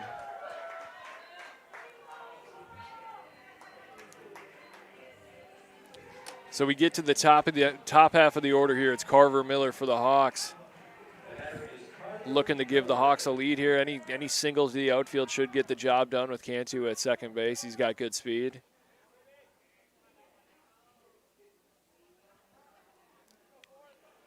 Conway working out of the stretch, sets, and delivers to Miller. That one misses low and away. Good job by Schmidt there to keep that ball in front of him again. Possibly saved a run there. 1-0 count now with 2 down.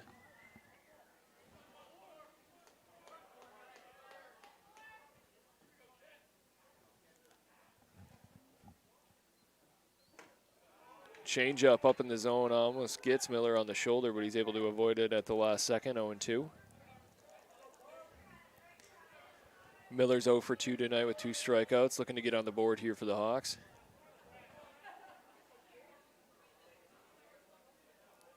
Conway sets out of the stretch and delivers the 2-0 pitch. That one's going to be a fastball on the outside edge, in for a strike. 1-2 count now to Carver Miller. Hawks could use some timely hitting here tonight.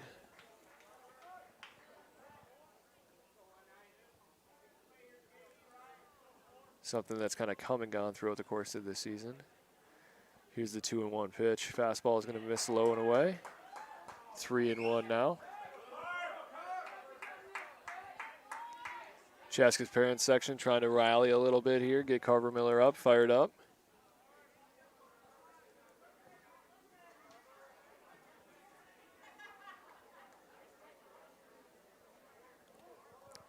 Conway gets the pitch he wants, sets, and delivers the 3-1 pitch. Swing and miss by Carver Miller on a changeup. So we got a full count here, 2 outs. Runners on second and third. That's Bushy and Cantu for the Hawks. Big pitch here coming up.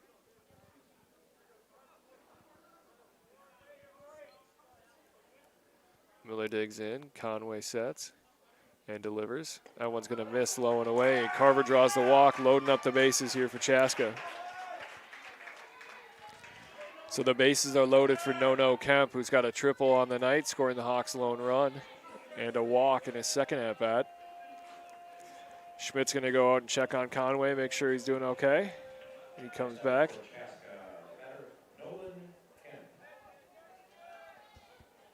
Kemp's been one of the hottest hitters here for the Hawks. Don't think there's anyone Coach Bauman would rather have up in this situation. All 3 runners have good leads on the base pass as Conway sets and delivers. Curveball catches the inside edge, strike 1.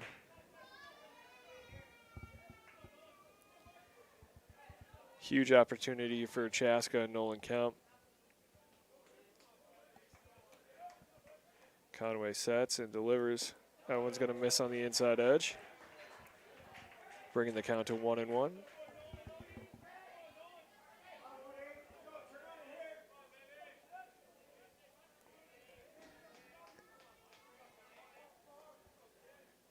Conway sets after he gets a pitch he likes and delivers. That one low and away, but he gets Nolan Kemp swinging. 1-2 count now to Nolan Kemp as he looks to stay hot here with the bases loaded for the Hawks. Chaska's already left 3 runners on base so far tonight. Here's the pitch. Fastball misses the outside edge. 2-2 count. Kennedy side thought they had it.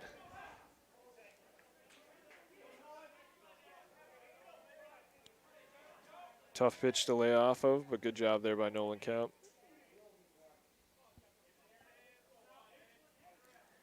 So Conway sets and delivers the 2-2 pitch. Foul tip, and it's caught. Nice job by catcher Gage Schmidt. Kennedy gets out of the jam there as the Hawks leave the bases loaded. We head to the the top half of the 5th inning. Chaska trails 2-1 here on CHBN.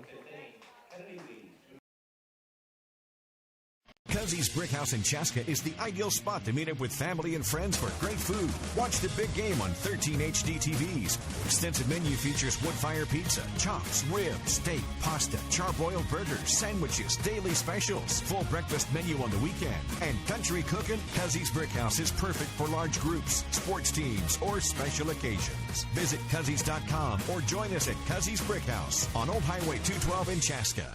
Bank Vista has hit it out of the park while helping small businesses.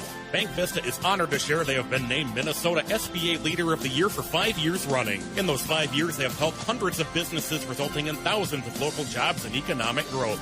Bank smart, bank local, Bank Vista. Member FDIC, Equal Housing Lender. Schramm House overlooks downtown Chaska and Athletic Park with a variety of indoor and outdoor seating with food and drink. Stop by before or after the game. They have an on-site kitchen with pizzas, Bavarian pretzels, and other delicious food.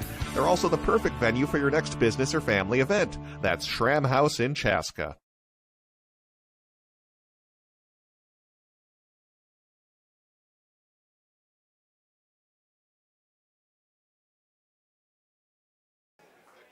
Welcome back here on CHBN. I'm Mike Schmidt, along with my producer Brett, as we bring you the top half of the 5th inning. Strike one delivered by Jaden Millett, who's thrown a pretty good game here so far here for the Hawks. He's allowed 2 runs, 1 earned. Facing off against 9-hitter here, Zach Zetch, and he's able to get ahead 0-2 in the count early. Millett's just allowed 2 hits, but does have 4 walks on the evening. He sets and delivers. Fastball misses low and away. 1-2 count now.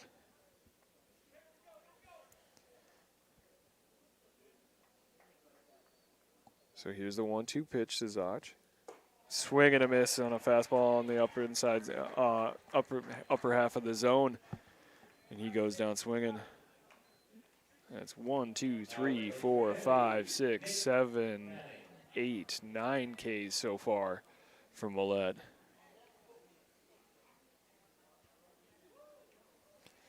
Brings up leadoff hitter Nick Manning. He takes a fastball outside for ball number 1. If you're just tuning in, the Hawks had the bases loaded last inning, but were unable to plate a run. Millett delivers a fastball that's driven into right field, handled by A.J. Cantu, but Manning is aboard with a single.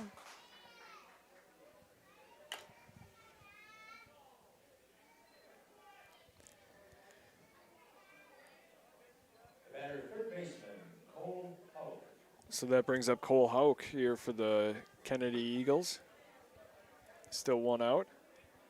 Manning, after that single to right field, gets a lead at first. Millett sets and delivers. Fastball low and away. 1-0 count. Still no activity in the Hawks pen or bullpen or Kennedy's bullpen. Millett sets and delivers the 1-0 pitch. He gets a swinging strike on the outside fastball, evening the count at 1.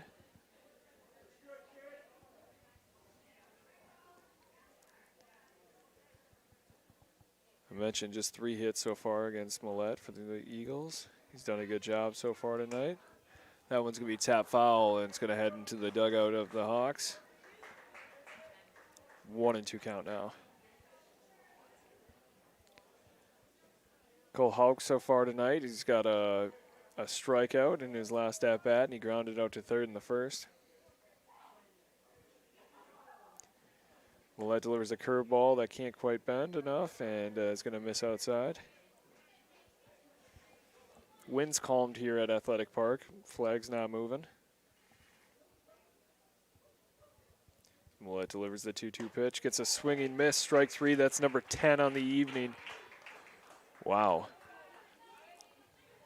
Between Millette and Carver Miller and No Kemp, Chaska's had several double-digit strikeout efforts so far this season.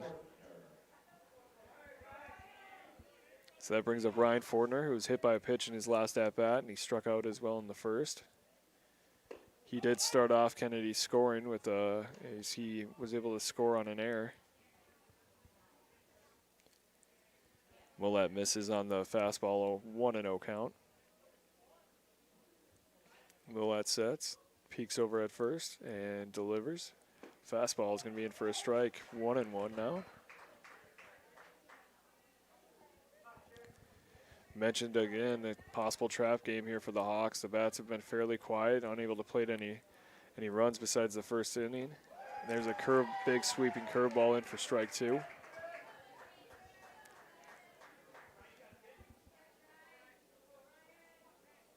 Chaska does have the 5 hits, but just 1 run.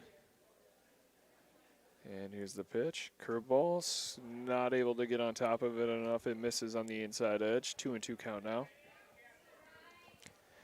The one error the Hawks have had has been the difference so far tonight in this 2-1 game. Millette sets and peeks at first. Manning takes off. Good throw by Rosenberg, but he's unable to, it looks like, it's strike three anyway, so it doesn't really matter.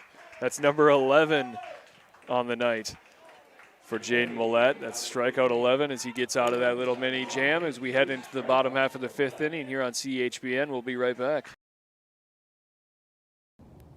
Hi, I'm Emily Rome-Welter. And I'm Jan Rome of the Rome team. Last year, we were able to help our clients 72 times buy or sell their homes, bringing them to their next real estate chapter. Sometimes people ask us how we do that. We listen closely to all of our clients, of course, whether they're buyers or sellers, so that we know what their goals are. When you're a seller, we partner with you, come to your home, do a marketing analysis, marketing plan, and help you prepare your home for success. Let us know if we can help you. Soar Hawks!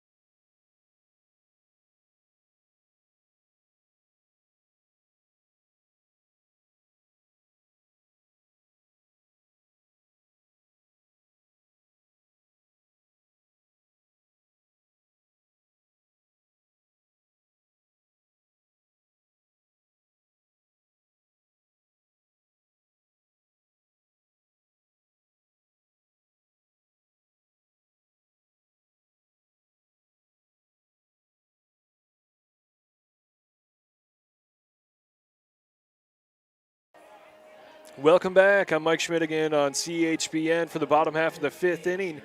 Chaska is trailing 2-1 against Bloomington Kennedy as the Hawks look to maybe even it up or get the lead here. Drew Benson digs in, the 3-hitter for the Hawks.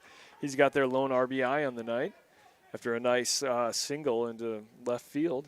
The first inning scored Nolan Kemp, and there's another hard hit ball by Drew Benson, handled by Manning though. He makes a nice play deep in the hole between second and third to retire Benson after he hit that ball absolutely on the screws. Kind of been a theme for the Hawks lately is they've hit a lot of balls hard. It's just constantly been right at defenders.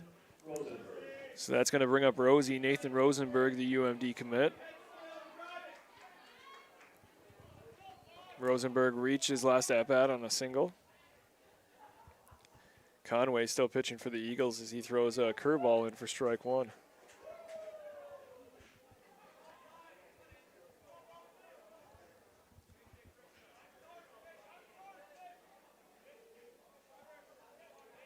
Conway working out of the windup. Sets and delivers the 1-0 pitch, pummeled by Rosenberg into the left center field gap. He's going to be rounding first hard, but hold up there. Good piece of hitting there by the senior catcher for the Hawks. Rosenberg now 2 for 3 on the night with a pair of singles. Both of them hit hard. Sammy Streeter's going to go run for Rosenberg as he's a catcher. According to Minnesota State High School rules, you can pitch run for a pitcher or catcher at any time. That brings up Maddox Foss.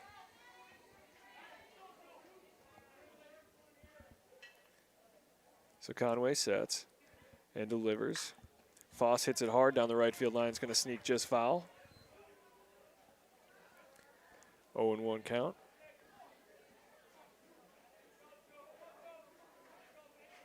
So one down here, bottom half of the 5th inning. Hawks still trailing 2-1. Sam Streeter gets a decent lead over at first. Conway for the Eagles sets and delivers the pitch. Streeter takes off, throws offline, and Streeter's in at second safe, no problem. Good job there by Sammy Streeter.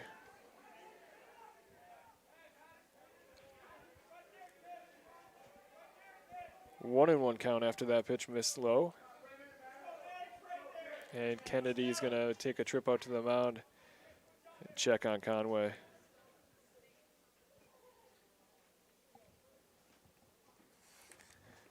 I want to thank you guys all for tuning in tonight on CHBN. As I mentioned, we'll be right back here Thursday night against Benilde St. Margaret's for a 7 o'clock first pitch. After that, the Hawks are going to head to Minnetonka for a Saturday afternoon game. And then we'll be right back here on Monday again, a week from today, against Buffalo.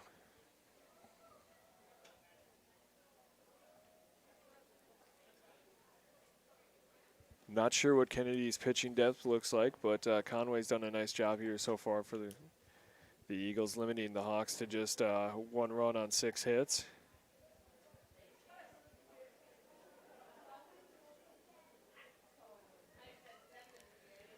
Looks like Conway's probably going to stay on the hill here as Kennedy's just kind of going over their options.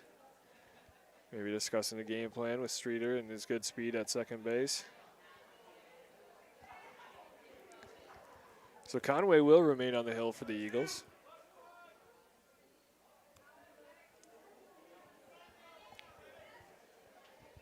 Count still 1-1 here to Maddox Foss. Conway sets and delivers. Hard hit ball into the right center field gap. Streeter's on his horse and it's kicked by the center fielder for Kennedy. Foss is going to trade places with Sammy Streeter. He'll end up on second base with a double as the Hawks even up the game here at 2. Good piece of hitting there by Maddox Foss.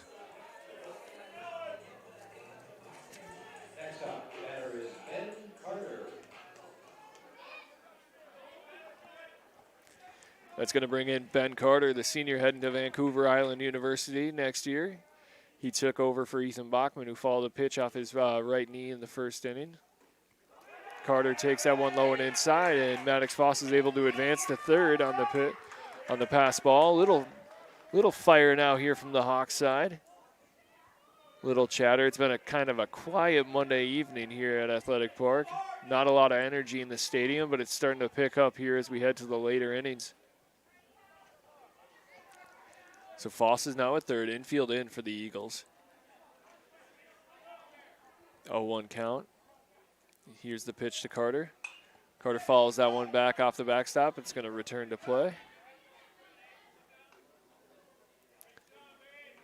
1-1 count now to number 8. Ben Carter is DHing tonight. Conway peeks in, gets the pitch he likes. Working from the stretch. Delivers the 1-1 pitch.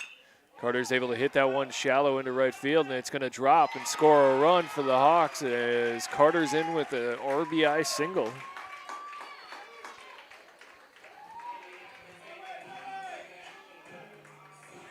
So there we go. The Hawks get the lead back here in the bottom half of the 5th inning, scoring 2 runs. As Maddox Foss crosses the plate there after he's driven in by Ben Carter on a nice bloop single into shallow right field. So Carter on first, always a threat to steal.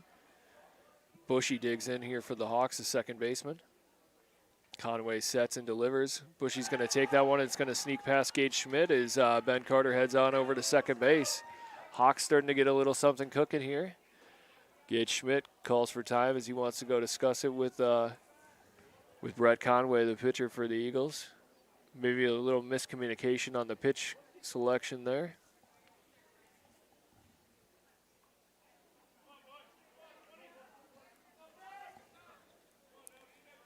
Big opportunity now for the Hawks and Henry Bushy. Conway gets the pitch he wants, peeks at second, and delivers to Bushy. That one's going to miss low in the dirt as well. 2-0 count now to Bushy.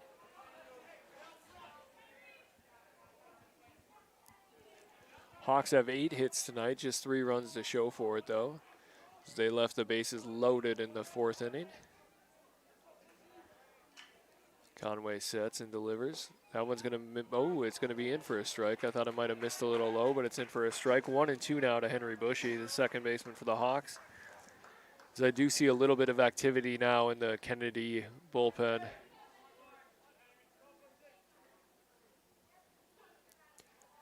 Conway gets the pitch he likes. Sets and delivers the 2-1. Curveball in for strike 2. Nice pitch there by Conway to get the outside edge on the curveball.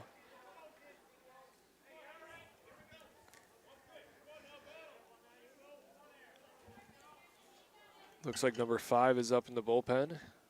It's Max Meisler. That pitch misses on the outside edge. Fastball, 3-2 count now. Full count to Bushy.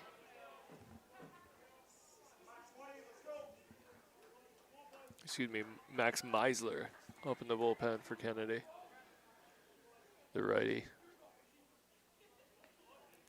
Conway delivers the payoff pitch.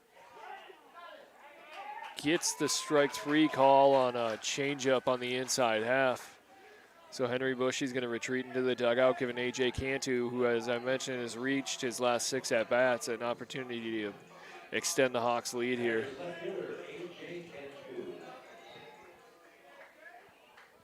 Cantu with a double and a walk tonight. Saturday, he had 3 hits, including a double and another walk. Here's the 0-0 pitch. Cantu pounds it into left center field. That's going to score Ben Carter from second base.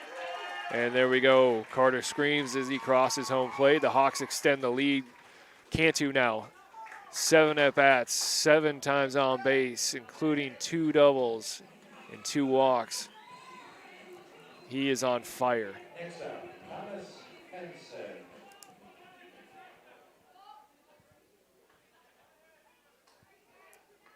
So that brings up Tommy Hansen for the Hawks, number 22 center fielder. Tommy's 0 for 2 tonight. Hopefully he can get on the board here. Runner takes off. Cantu's going to reach second uncontested. Great jump there by Cantu.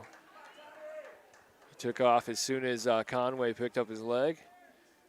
So now he'll be in scoring position here for Tommy Hansen. That pitch did miss low in the zone, so we got a 1-0 count. Here's the 1-0 pitch. Curveball on the outside edge, in for a strike, evening the count at 1.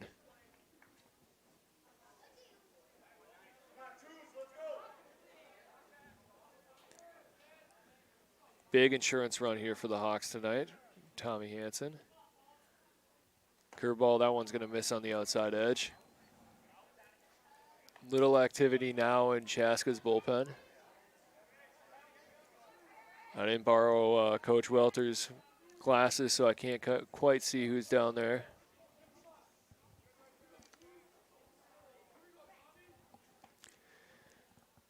That curveball is going to miss on the outside edge as well. 3-1 now to Tommy Hansen. Looks like it's Maddox Foss, I believe, in the warming up in the bullpen for the Hawks. So 2 down here. 3-1 count. Hawks have scored 3 runs this inning. Here's the pitch. That one's going to miss low and away. And Hansen's going to take the base on ball.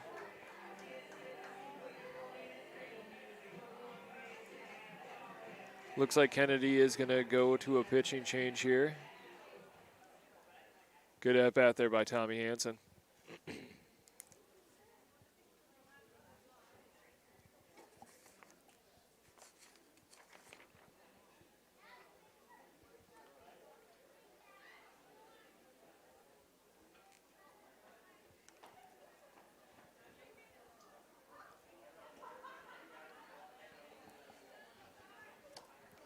Eagles having a little discussion on the hill. Haven't called for the new arm yet.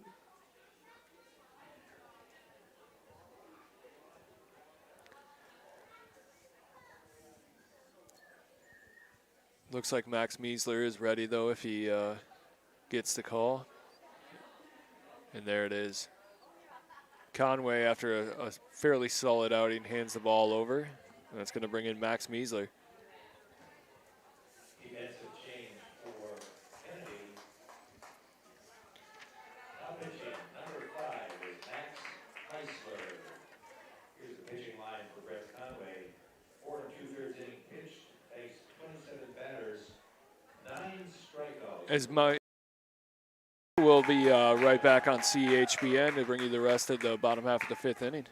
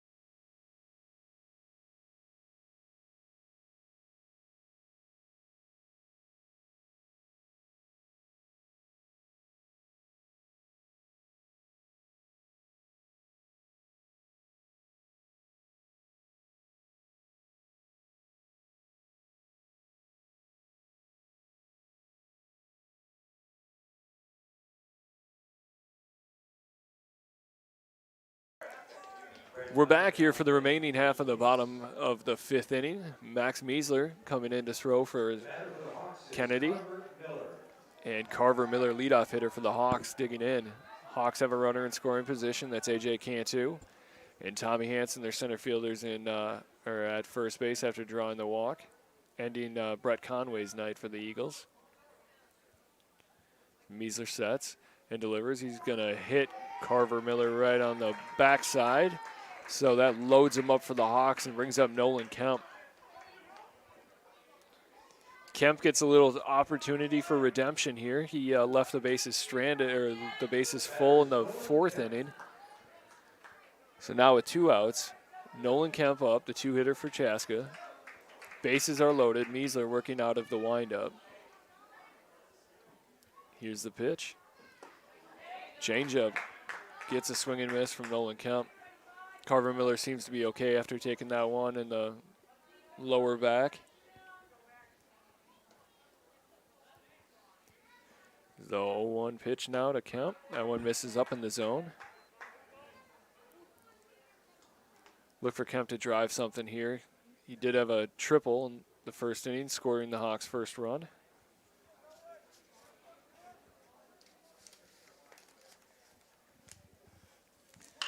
That ball hit hard into the gap.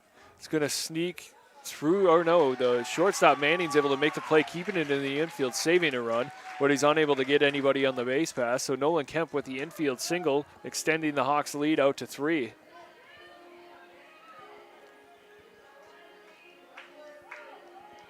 So that brings up Drew Benson, who's got a single and an RBI tonight on a hard hit ball in the 1st inning. Benson's hit the ball hard a couple of times here so far tonight for the Hawks.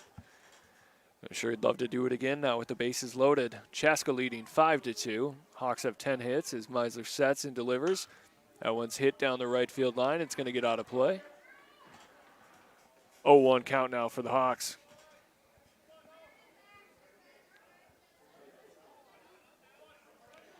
Meisler working out of the full windup with the bases loaded. Big leads across the board here for the Hawks on the base pass. Benson follows that one off again down the right field line, out of play. 0-2 count now.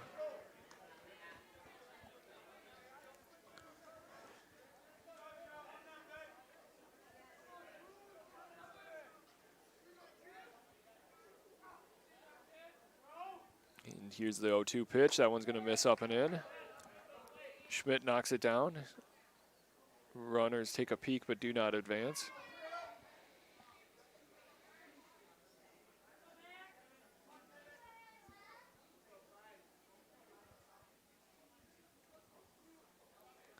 So here's the 1-2 pitch. Pounded up the middle by Benson. That's going to score 1 and 2.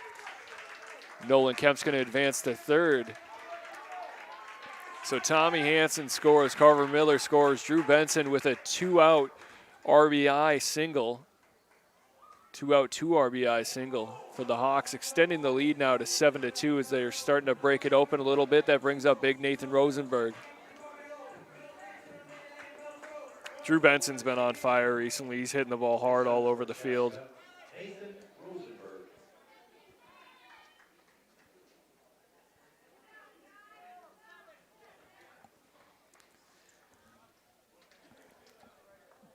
So they're going to pitch run for Benson now. Bringing in Riley Killian, number 10. Number 10 is running at first base for Drew Benson is number 10, Riley Killian. Great job there on some 2-strike, 2-out hitting by Drew Benson, extending the Hawks' lead. I think that's the first time, besides the home run on Saturday night, multiple runs have scored on a hit here for the Hawks at Athletic Park in a game I've called so far this year. So it's nice to get a couple crooked numbers up on the scoreboard. After going cold in the early middle half of the game, Hawks bust open here with 6 in the bottom half of the 5th. Max Meisler sets and delivers. Rosenberg puts a big swing on it, is unable to connect. 0-1 count now. So we got No Kemp on third. Riley Killian gets a good lead from first. Meisler, the righty, sets, peeks at 1 and delivers. Rosenberg lays off a high fastball, 1-1 count. Rosie's really kind of picked it up at the plate here after starting off pretty slow. He's kind of found his groove a little bit. He's been pounding the ball all over the field. Him and Drew Benson have really been a nice pickup for the Hawks. Hard hit ball to third base. That one's going to be knocked down, and the throw over to 1 is in time to get Rosenberg. The Hawks plate 6, gaining the lead back and extending it out to 7-2 here on CHPN. I'm Mike Schmidt, joined by my producer, Brett. We'll be right back for the top half of the 6th inning. Schramm House overlooks downtown Chaska and Athletic Park with a variety of indoor and outdoor seating with food and drink. Stop by before or after the game. They have an on-site kitchen with pizzas, Bavarian pretzels, and other delicious food. They're also the perfect venue for your next business or family event. That's Schramm House in Chaska. Bank Vista has hit it out of the park while helping small businesses. Bank Vista is honored to share they have been named Minnesota SBA Leader of the Year for 5 years running. In those 5 years, they have helped hundreds of businesses, resulting in thousands of local jobs and economic growth. Bank smart, bank local, Bank Vista. Member FDIC, Equal Housing Lender.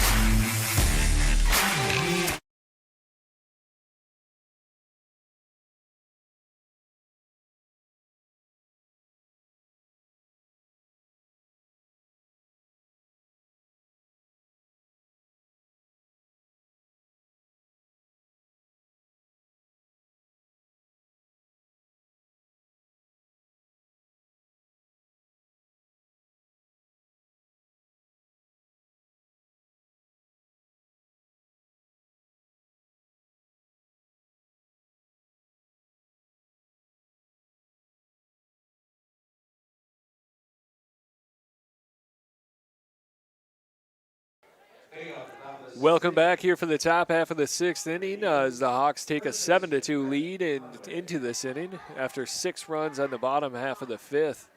Jaden Millette still on the hill here for the Hawks as he sets and delivers to Brett Conway, who started off on the hill for the Eagles. Conway takes a 4-seam fastball with a little tail on the outside edge in for a strike. Good pitch there by Millette. Millette sets. He's working out of the stretch. 4-seamer misses just outside. 1-1 count now. Kind of an underrated aspect and something that's been showcased tonight is Nathan Rosenberg behind the plate. He's so good at calling games. Takes care of his pitchers, and he's also just a weapon behind the plate. Extremely difficult to run on the Hawks. That pitch in for a strike. 1-2 count now. Millette sets and delivers. 4-seamers, tails just outside the zone. 2-2 now to Conway. Conway. Conway's got a walk tonight. He was later caught stealing and a strikeout. Curveball in the inside edge. Strike. Wow, big sweeping hook. Absolutely filthy pitch. So Conway struck out the last 3 batters. Kennedy parents don't like the call there, but they're going to have to deal with it.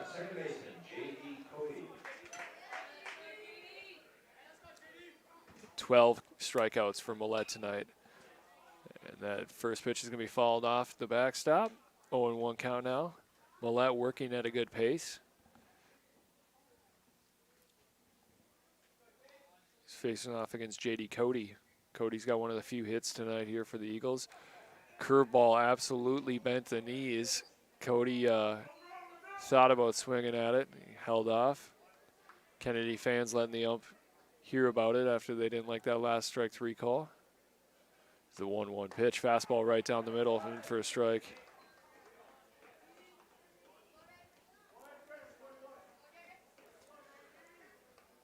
Getting chilly here at Athletic Park. No wind, though.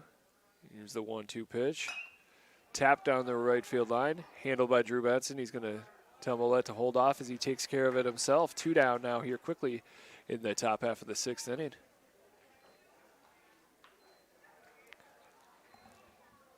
Millette looking motivated out there on the hill. Kind of getting into a little bit of a groove here. He'll be facing Gage Schmidt now, number 13, the catcher for Kennedy.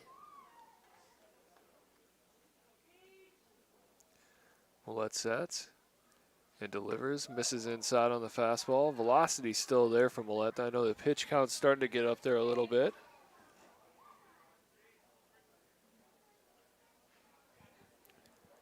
Looks like we do have a little bit of activity in the Hawks bullpen. Millette delivers a strike there down the middle. 1-1 count.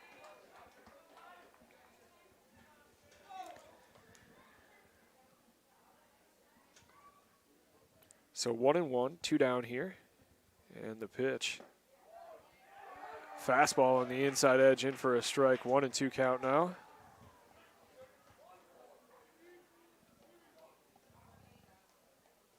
So Millette looking to get out of this 6th inning. Sets and delivers. Tap down foul. Schmidt stays alive.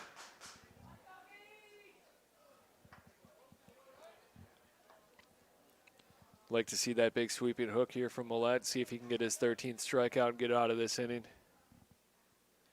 There's a pitch, curveball, in for strike 3. There it is. Millette fired up as he screams as he leaves the mound. 13 strikeouts for the Iowa Area Community College commit. Chaska leads 7-2 as we head into the bottom half of the 6th inning here on CHBN. Hi, I'm Emily Rome-Welter. And I'm Jan Rome of the Rome team. We're back. We thought you might also want to know we can help you with lots of other real estate needs. For example, we can help you upsize, Downsize, build a new home, find a cabin, buy land, relocate out of state, or sell family property out of state. We're here for all of your real estate needs, so give us a call if we can help. Soar Hawks!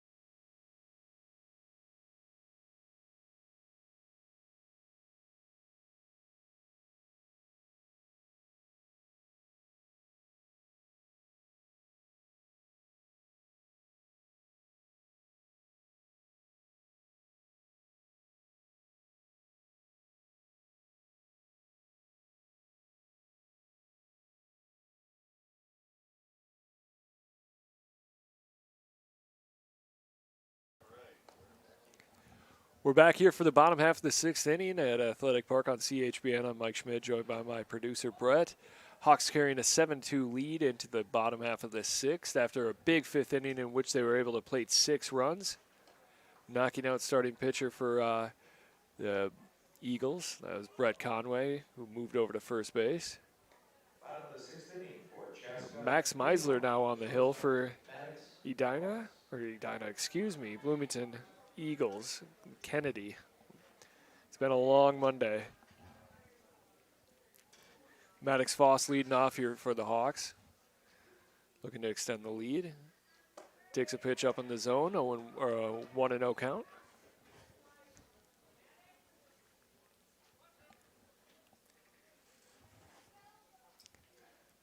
Foss had a double with an RBI, his last at-bat as he takes a strike on the outside edge.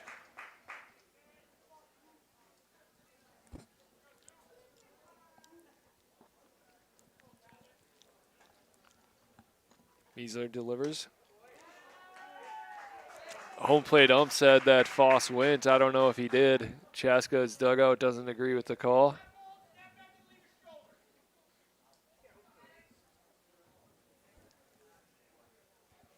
So here's Meisler on the 1-2 pitch to Foss. That one's going to miss up in the zone. 2-2 now. Little chatter back and forth by both coaches in the dugout over the call. Here's the 2-2 pitch from Meisler. Curveball on the inside edge is going to get Foss for strike 3.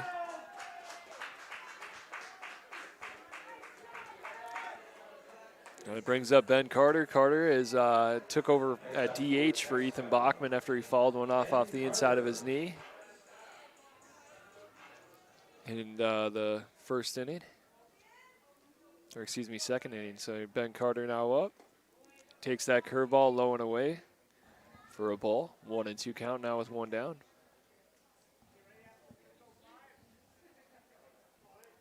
Carter had an RBI single poke to right field his last at bat and also scored a run. Here's the pitch from Meisler. That one's going to catch the inside edge. Strike zone seems to be getting a little bit bigger here as the night goes on. 1-1 count now for Carter. Meisler sets and delivers. That one's going to miss outside. Fastball. 2-1 count now to Ben Carter. I mentioned Carter, kind of a unique situation, heading north to Canada, Vancouver Island University to play ball. As he takes that one on the inside edge for a strike. 2-2 count.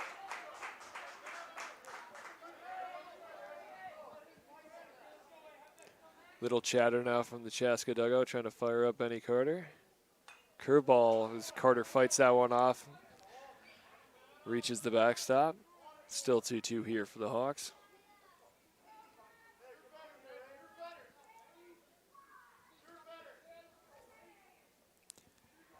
Max Meisler sets and delivers the 2-2 pitch. Benny throws the bat at it, pops it up over the backstop, staying alive here, fighting off a tough pitch.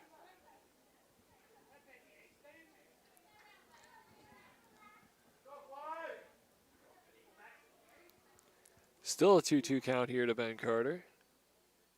Meisler sets and delivers. Curveball. Carter's able to hold off on that one as it misses outside. 3-2 count. Full count now for Ben Carter. Good at bat.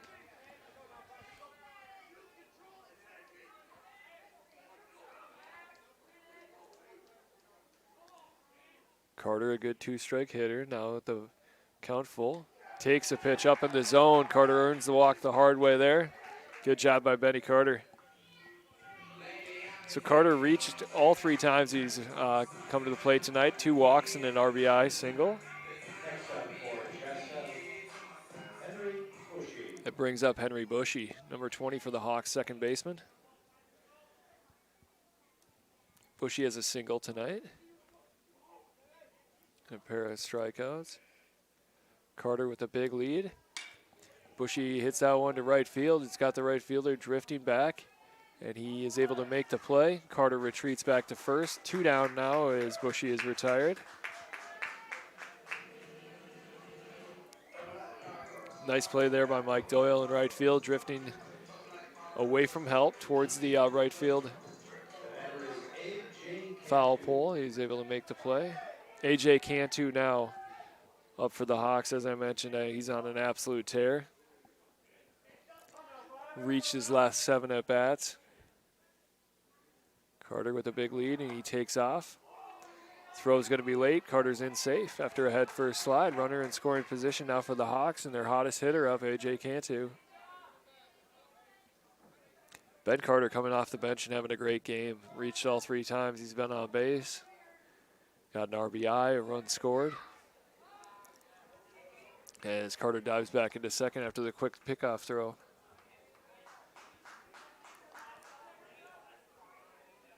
So the count's at 1-0.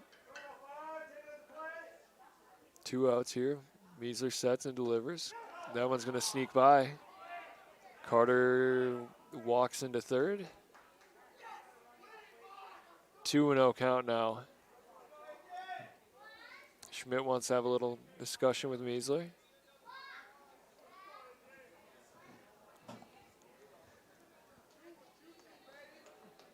So A.J. Cantu with the chance to stay hot here and extend the Hawks lead out to 8. 2-0 count. Measler sets and delivers. Tap down the right field line, and Conway's able to make the grab in foul territory, so that ends the streak at 7 straight at-bats of Cantu reaching base. Chaska carries a 7-2 lead into the top half of the 7th. We'll be right back here on CHBN. Cuzzy's Brick House in Chaska is the ideal spot to meet up with family and friends for great food. Watch the big game on 13 HD TVs. Extensive menu features wood-fire pizza, chops, ribs, steak, pasta, charbroiled burgers, sandwiches, daily specials, full breakfast menu on the weekend, and country cooking. Cuzzy's Brick House is perfect for large groups, sports teams, or special occasions. Visit Cuzzies.com or join us at Cuzzy's Brick House on Old Highway 212 in Chaska. Bank Vista has hit it out of the park while helping small businesses. Bank Vista is honored to share they have been named Minnesota SBA Leader of the Year for 5 years running. In those 5 years, they have helped hundreds of businesses, resulting in thousands of local jobs and economic growth. Bank smart, bank local, Bank Vista. Member FDIC, Equal Housing Lender. Schramm House overlooks downtown Chaska and Athletic Park with a variety of indoor and outdoor seating with food and drink. Stop by before or after the game. They have an on-site kitchen with pizzas, Bavarian pretzels, and other delicious food. They're also the perfect venue for your next business or family event. That's Schramm House in Chaska.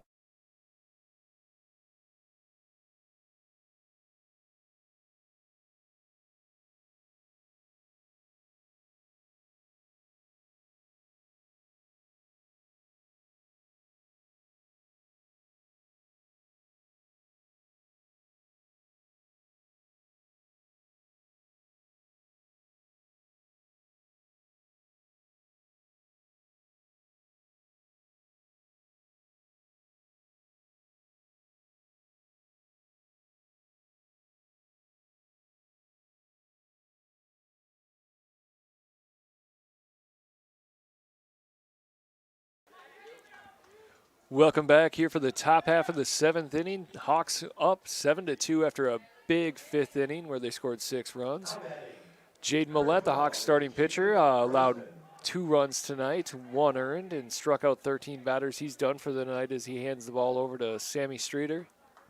Sammy Streeter's first time in the bump here at Athletic Park this year. Streeter sets and delivers. Fastball misses up and away. Streeter facing off against Jacob Bruzen. Pitch hitter. Streeter misses that one low in the zone. 2-0 count now to Bruzen.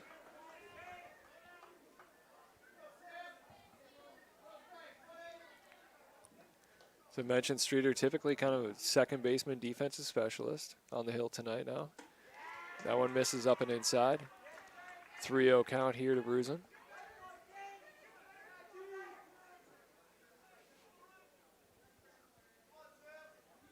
Streeter sets and delivers. That one's going to be a cross on the inside half for a strike. 3-1 count now.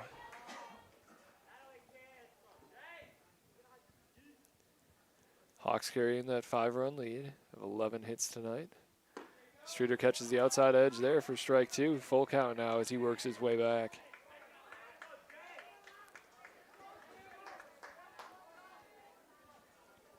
Here's the payoff pitch. Fastball just misses outside, and Bruzen's aboard with the leadoff walk.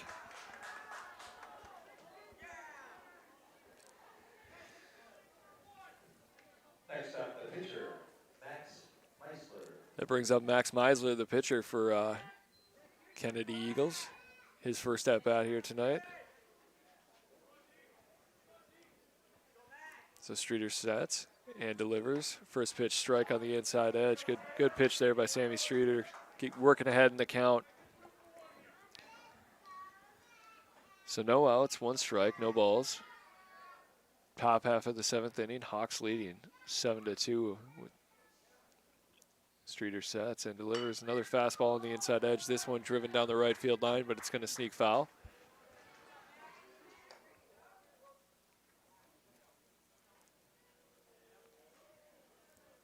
Kennedy right fielder Mike Doyle hustling down to get that ball as it remained in play. 0-2 count now as Streeter sets and delivers to Meisler. Curveball gets the check swing, and that's going to be a strikeout. The Hawks' 14th strikeout tonight, including 13 by Jaden Millette. Now batting, number 15 is Henry Hombori. That brings up Henry Hombori. His first at-bat tonight. We did see him in limited action as he is a pitch runner for Kennedy. That one's fouled off down the right field line. It's going to get out of play. Sammy Streeter kind of settling down after starting with 3 opening balls. He's found the zone and found a little bit of swagger out there on the bump.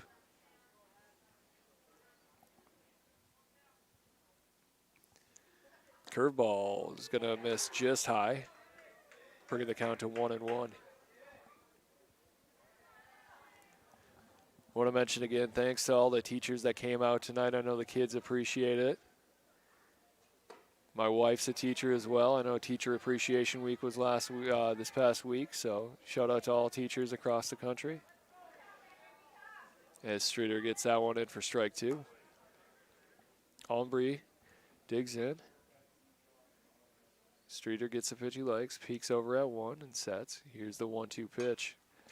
Ombre throws the bat at it, is able to follow that one back against the backstop. We remain here with 1-1 count, or 1-2 count, excuse me. Mentioned temperatures have dropped. The fans have kind of cleared out a little bit here at Athletic Park. My hands are getting a little cold up here in the press box. Streeter sets and delivers. That one's going to miss outside. 2-2 count now.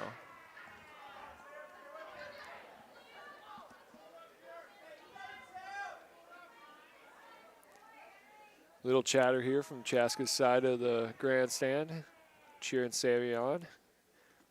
Curveball misses low and away. Got a full count now, 1 out.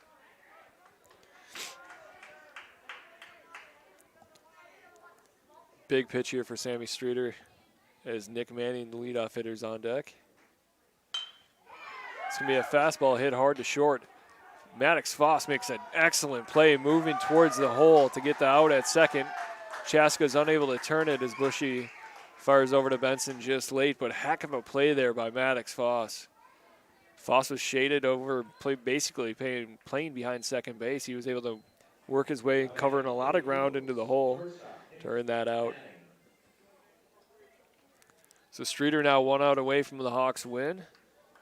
Nick Manning digging in for the Eagles. Manning's got a walk and a hit tonight.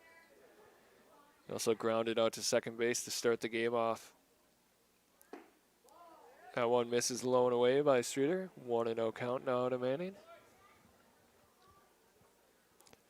So Ombre at first after the fielder's choice.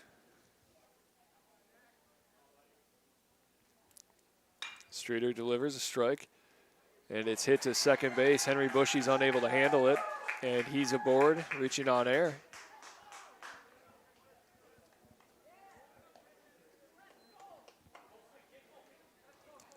So 2 outs here for the Hawks. Kennedy down to their last out. Cole Houck, the 2-hitter, third baseman, digs in for the Eagles. After the air there by Henry Bushy. Sammy Streeter sets and delivers. That one's going to be hit into left field, getting over Maddox Foss's head. All the runners are going to stay put as the throw comes in. Rosenberg handles it behind the dish. Good hit there by Cole Hawk. Now bases loaded.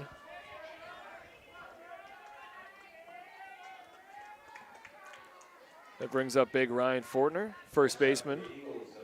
He's got 2 strikeouts tonight, and he was hit by a pitch earlier in the game. So Streeter going back to the windup. Here's the 0-0 delivery. Misses low. Rosenberg able to knock that one down, though, as it sneaks away from him. 1-0 count now. Streeter looks to pitch out of this jam.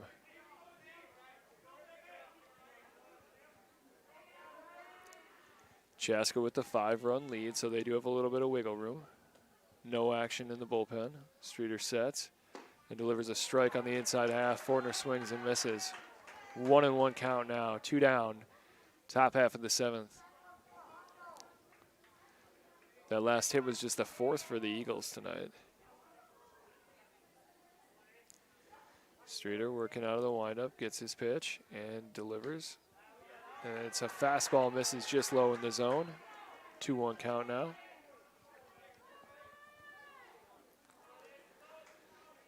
Hawks could have been out of this, but they did have an error earlier this inning. Streeter sets and delivers curveball. Gets a check swing, but he didn't go. 3-1 count now with the bases loaded to Fortner, the 3-hitter for the Kennedy Eagles.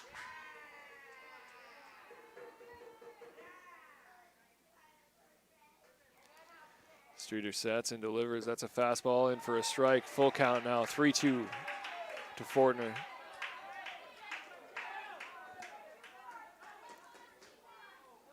So here's the payoff pitch. 2 outs, 2 full count. Top half of the 7th. That one's going to be nubbed to short. A lot of spin on it. Chaska unable to handle it. As Maddox Foss came charging in, he was unable to make the play. Ball kicked off his glove, remained in the infield. So the Eagles get on the board here in the 7th on that infield single. Kind of a tough play. Lots of spin on that ball. Hit at Max Foss. He tried to take that away and go get it on the fly. Wasn't able to reach it. That brings up Brett Conway, the starting pitcher for the Eagles, who moved over to first. Here's the pitch. Streeter catches the outside edge for a strike. So the Hawks have a 4-run lead now. 7-3. Bases still loaded here. Streeter working from the windup, and here's the pitch. Fastball, that's going to be down the middle. Streeter now ahead 0-2 as the Hawks look to close this one out.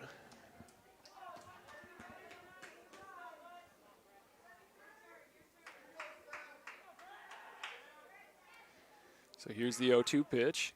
Curveball in on the edge. That's strikeout number 14 for Chaska tonight as they win 7-3 over the Kennedy Eagles. Great win by the Hawks led by a great pitching outing by Jaden Millette. He left with 12 strikeouts, win 6 innings. Absolute gem by the number 21, the Chaska senior. So we'll be back here on Thursday night, as I mentioned earlier. And I want to thank you all for tuning into tonight's game, and thank you to our sponsors who made this live stream possible. The Rome team at Edina Realty, Cuzzy's Brick House, Bank Vista, our purple and gold sponsor of the night, Schramm House, and Unrestricted Marketing. Also our live stream, CHBN and PSB Media for their hard work. On our next home game is Thursday night, 7 o'clock. Chaska hosts Benilde St. Margaret's in a pivotal Metro West Conference game.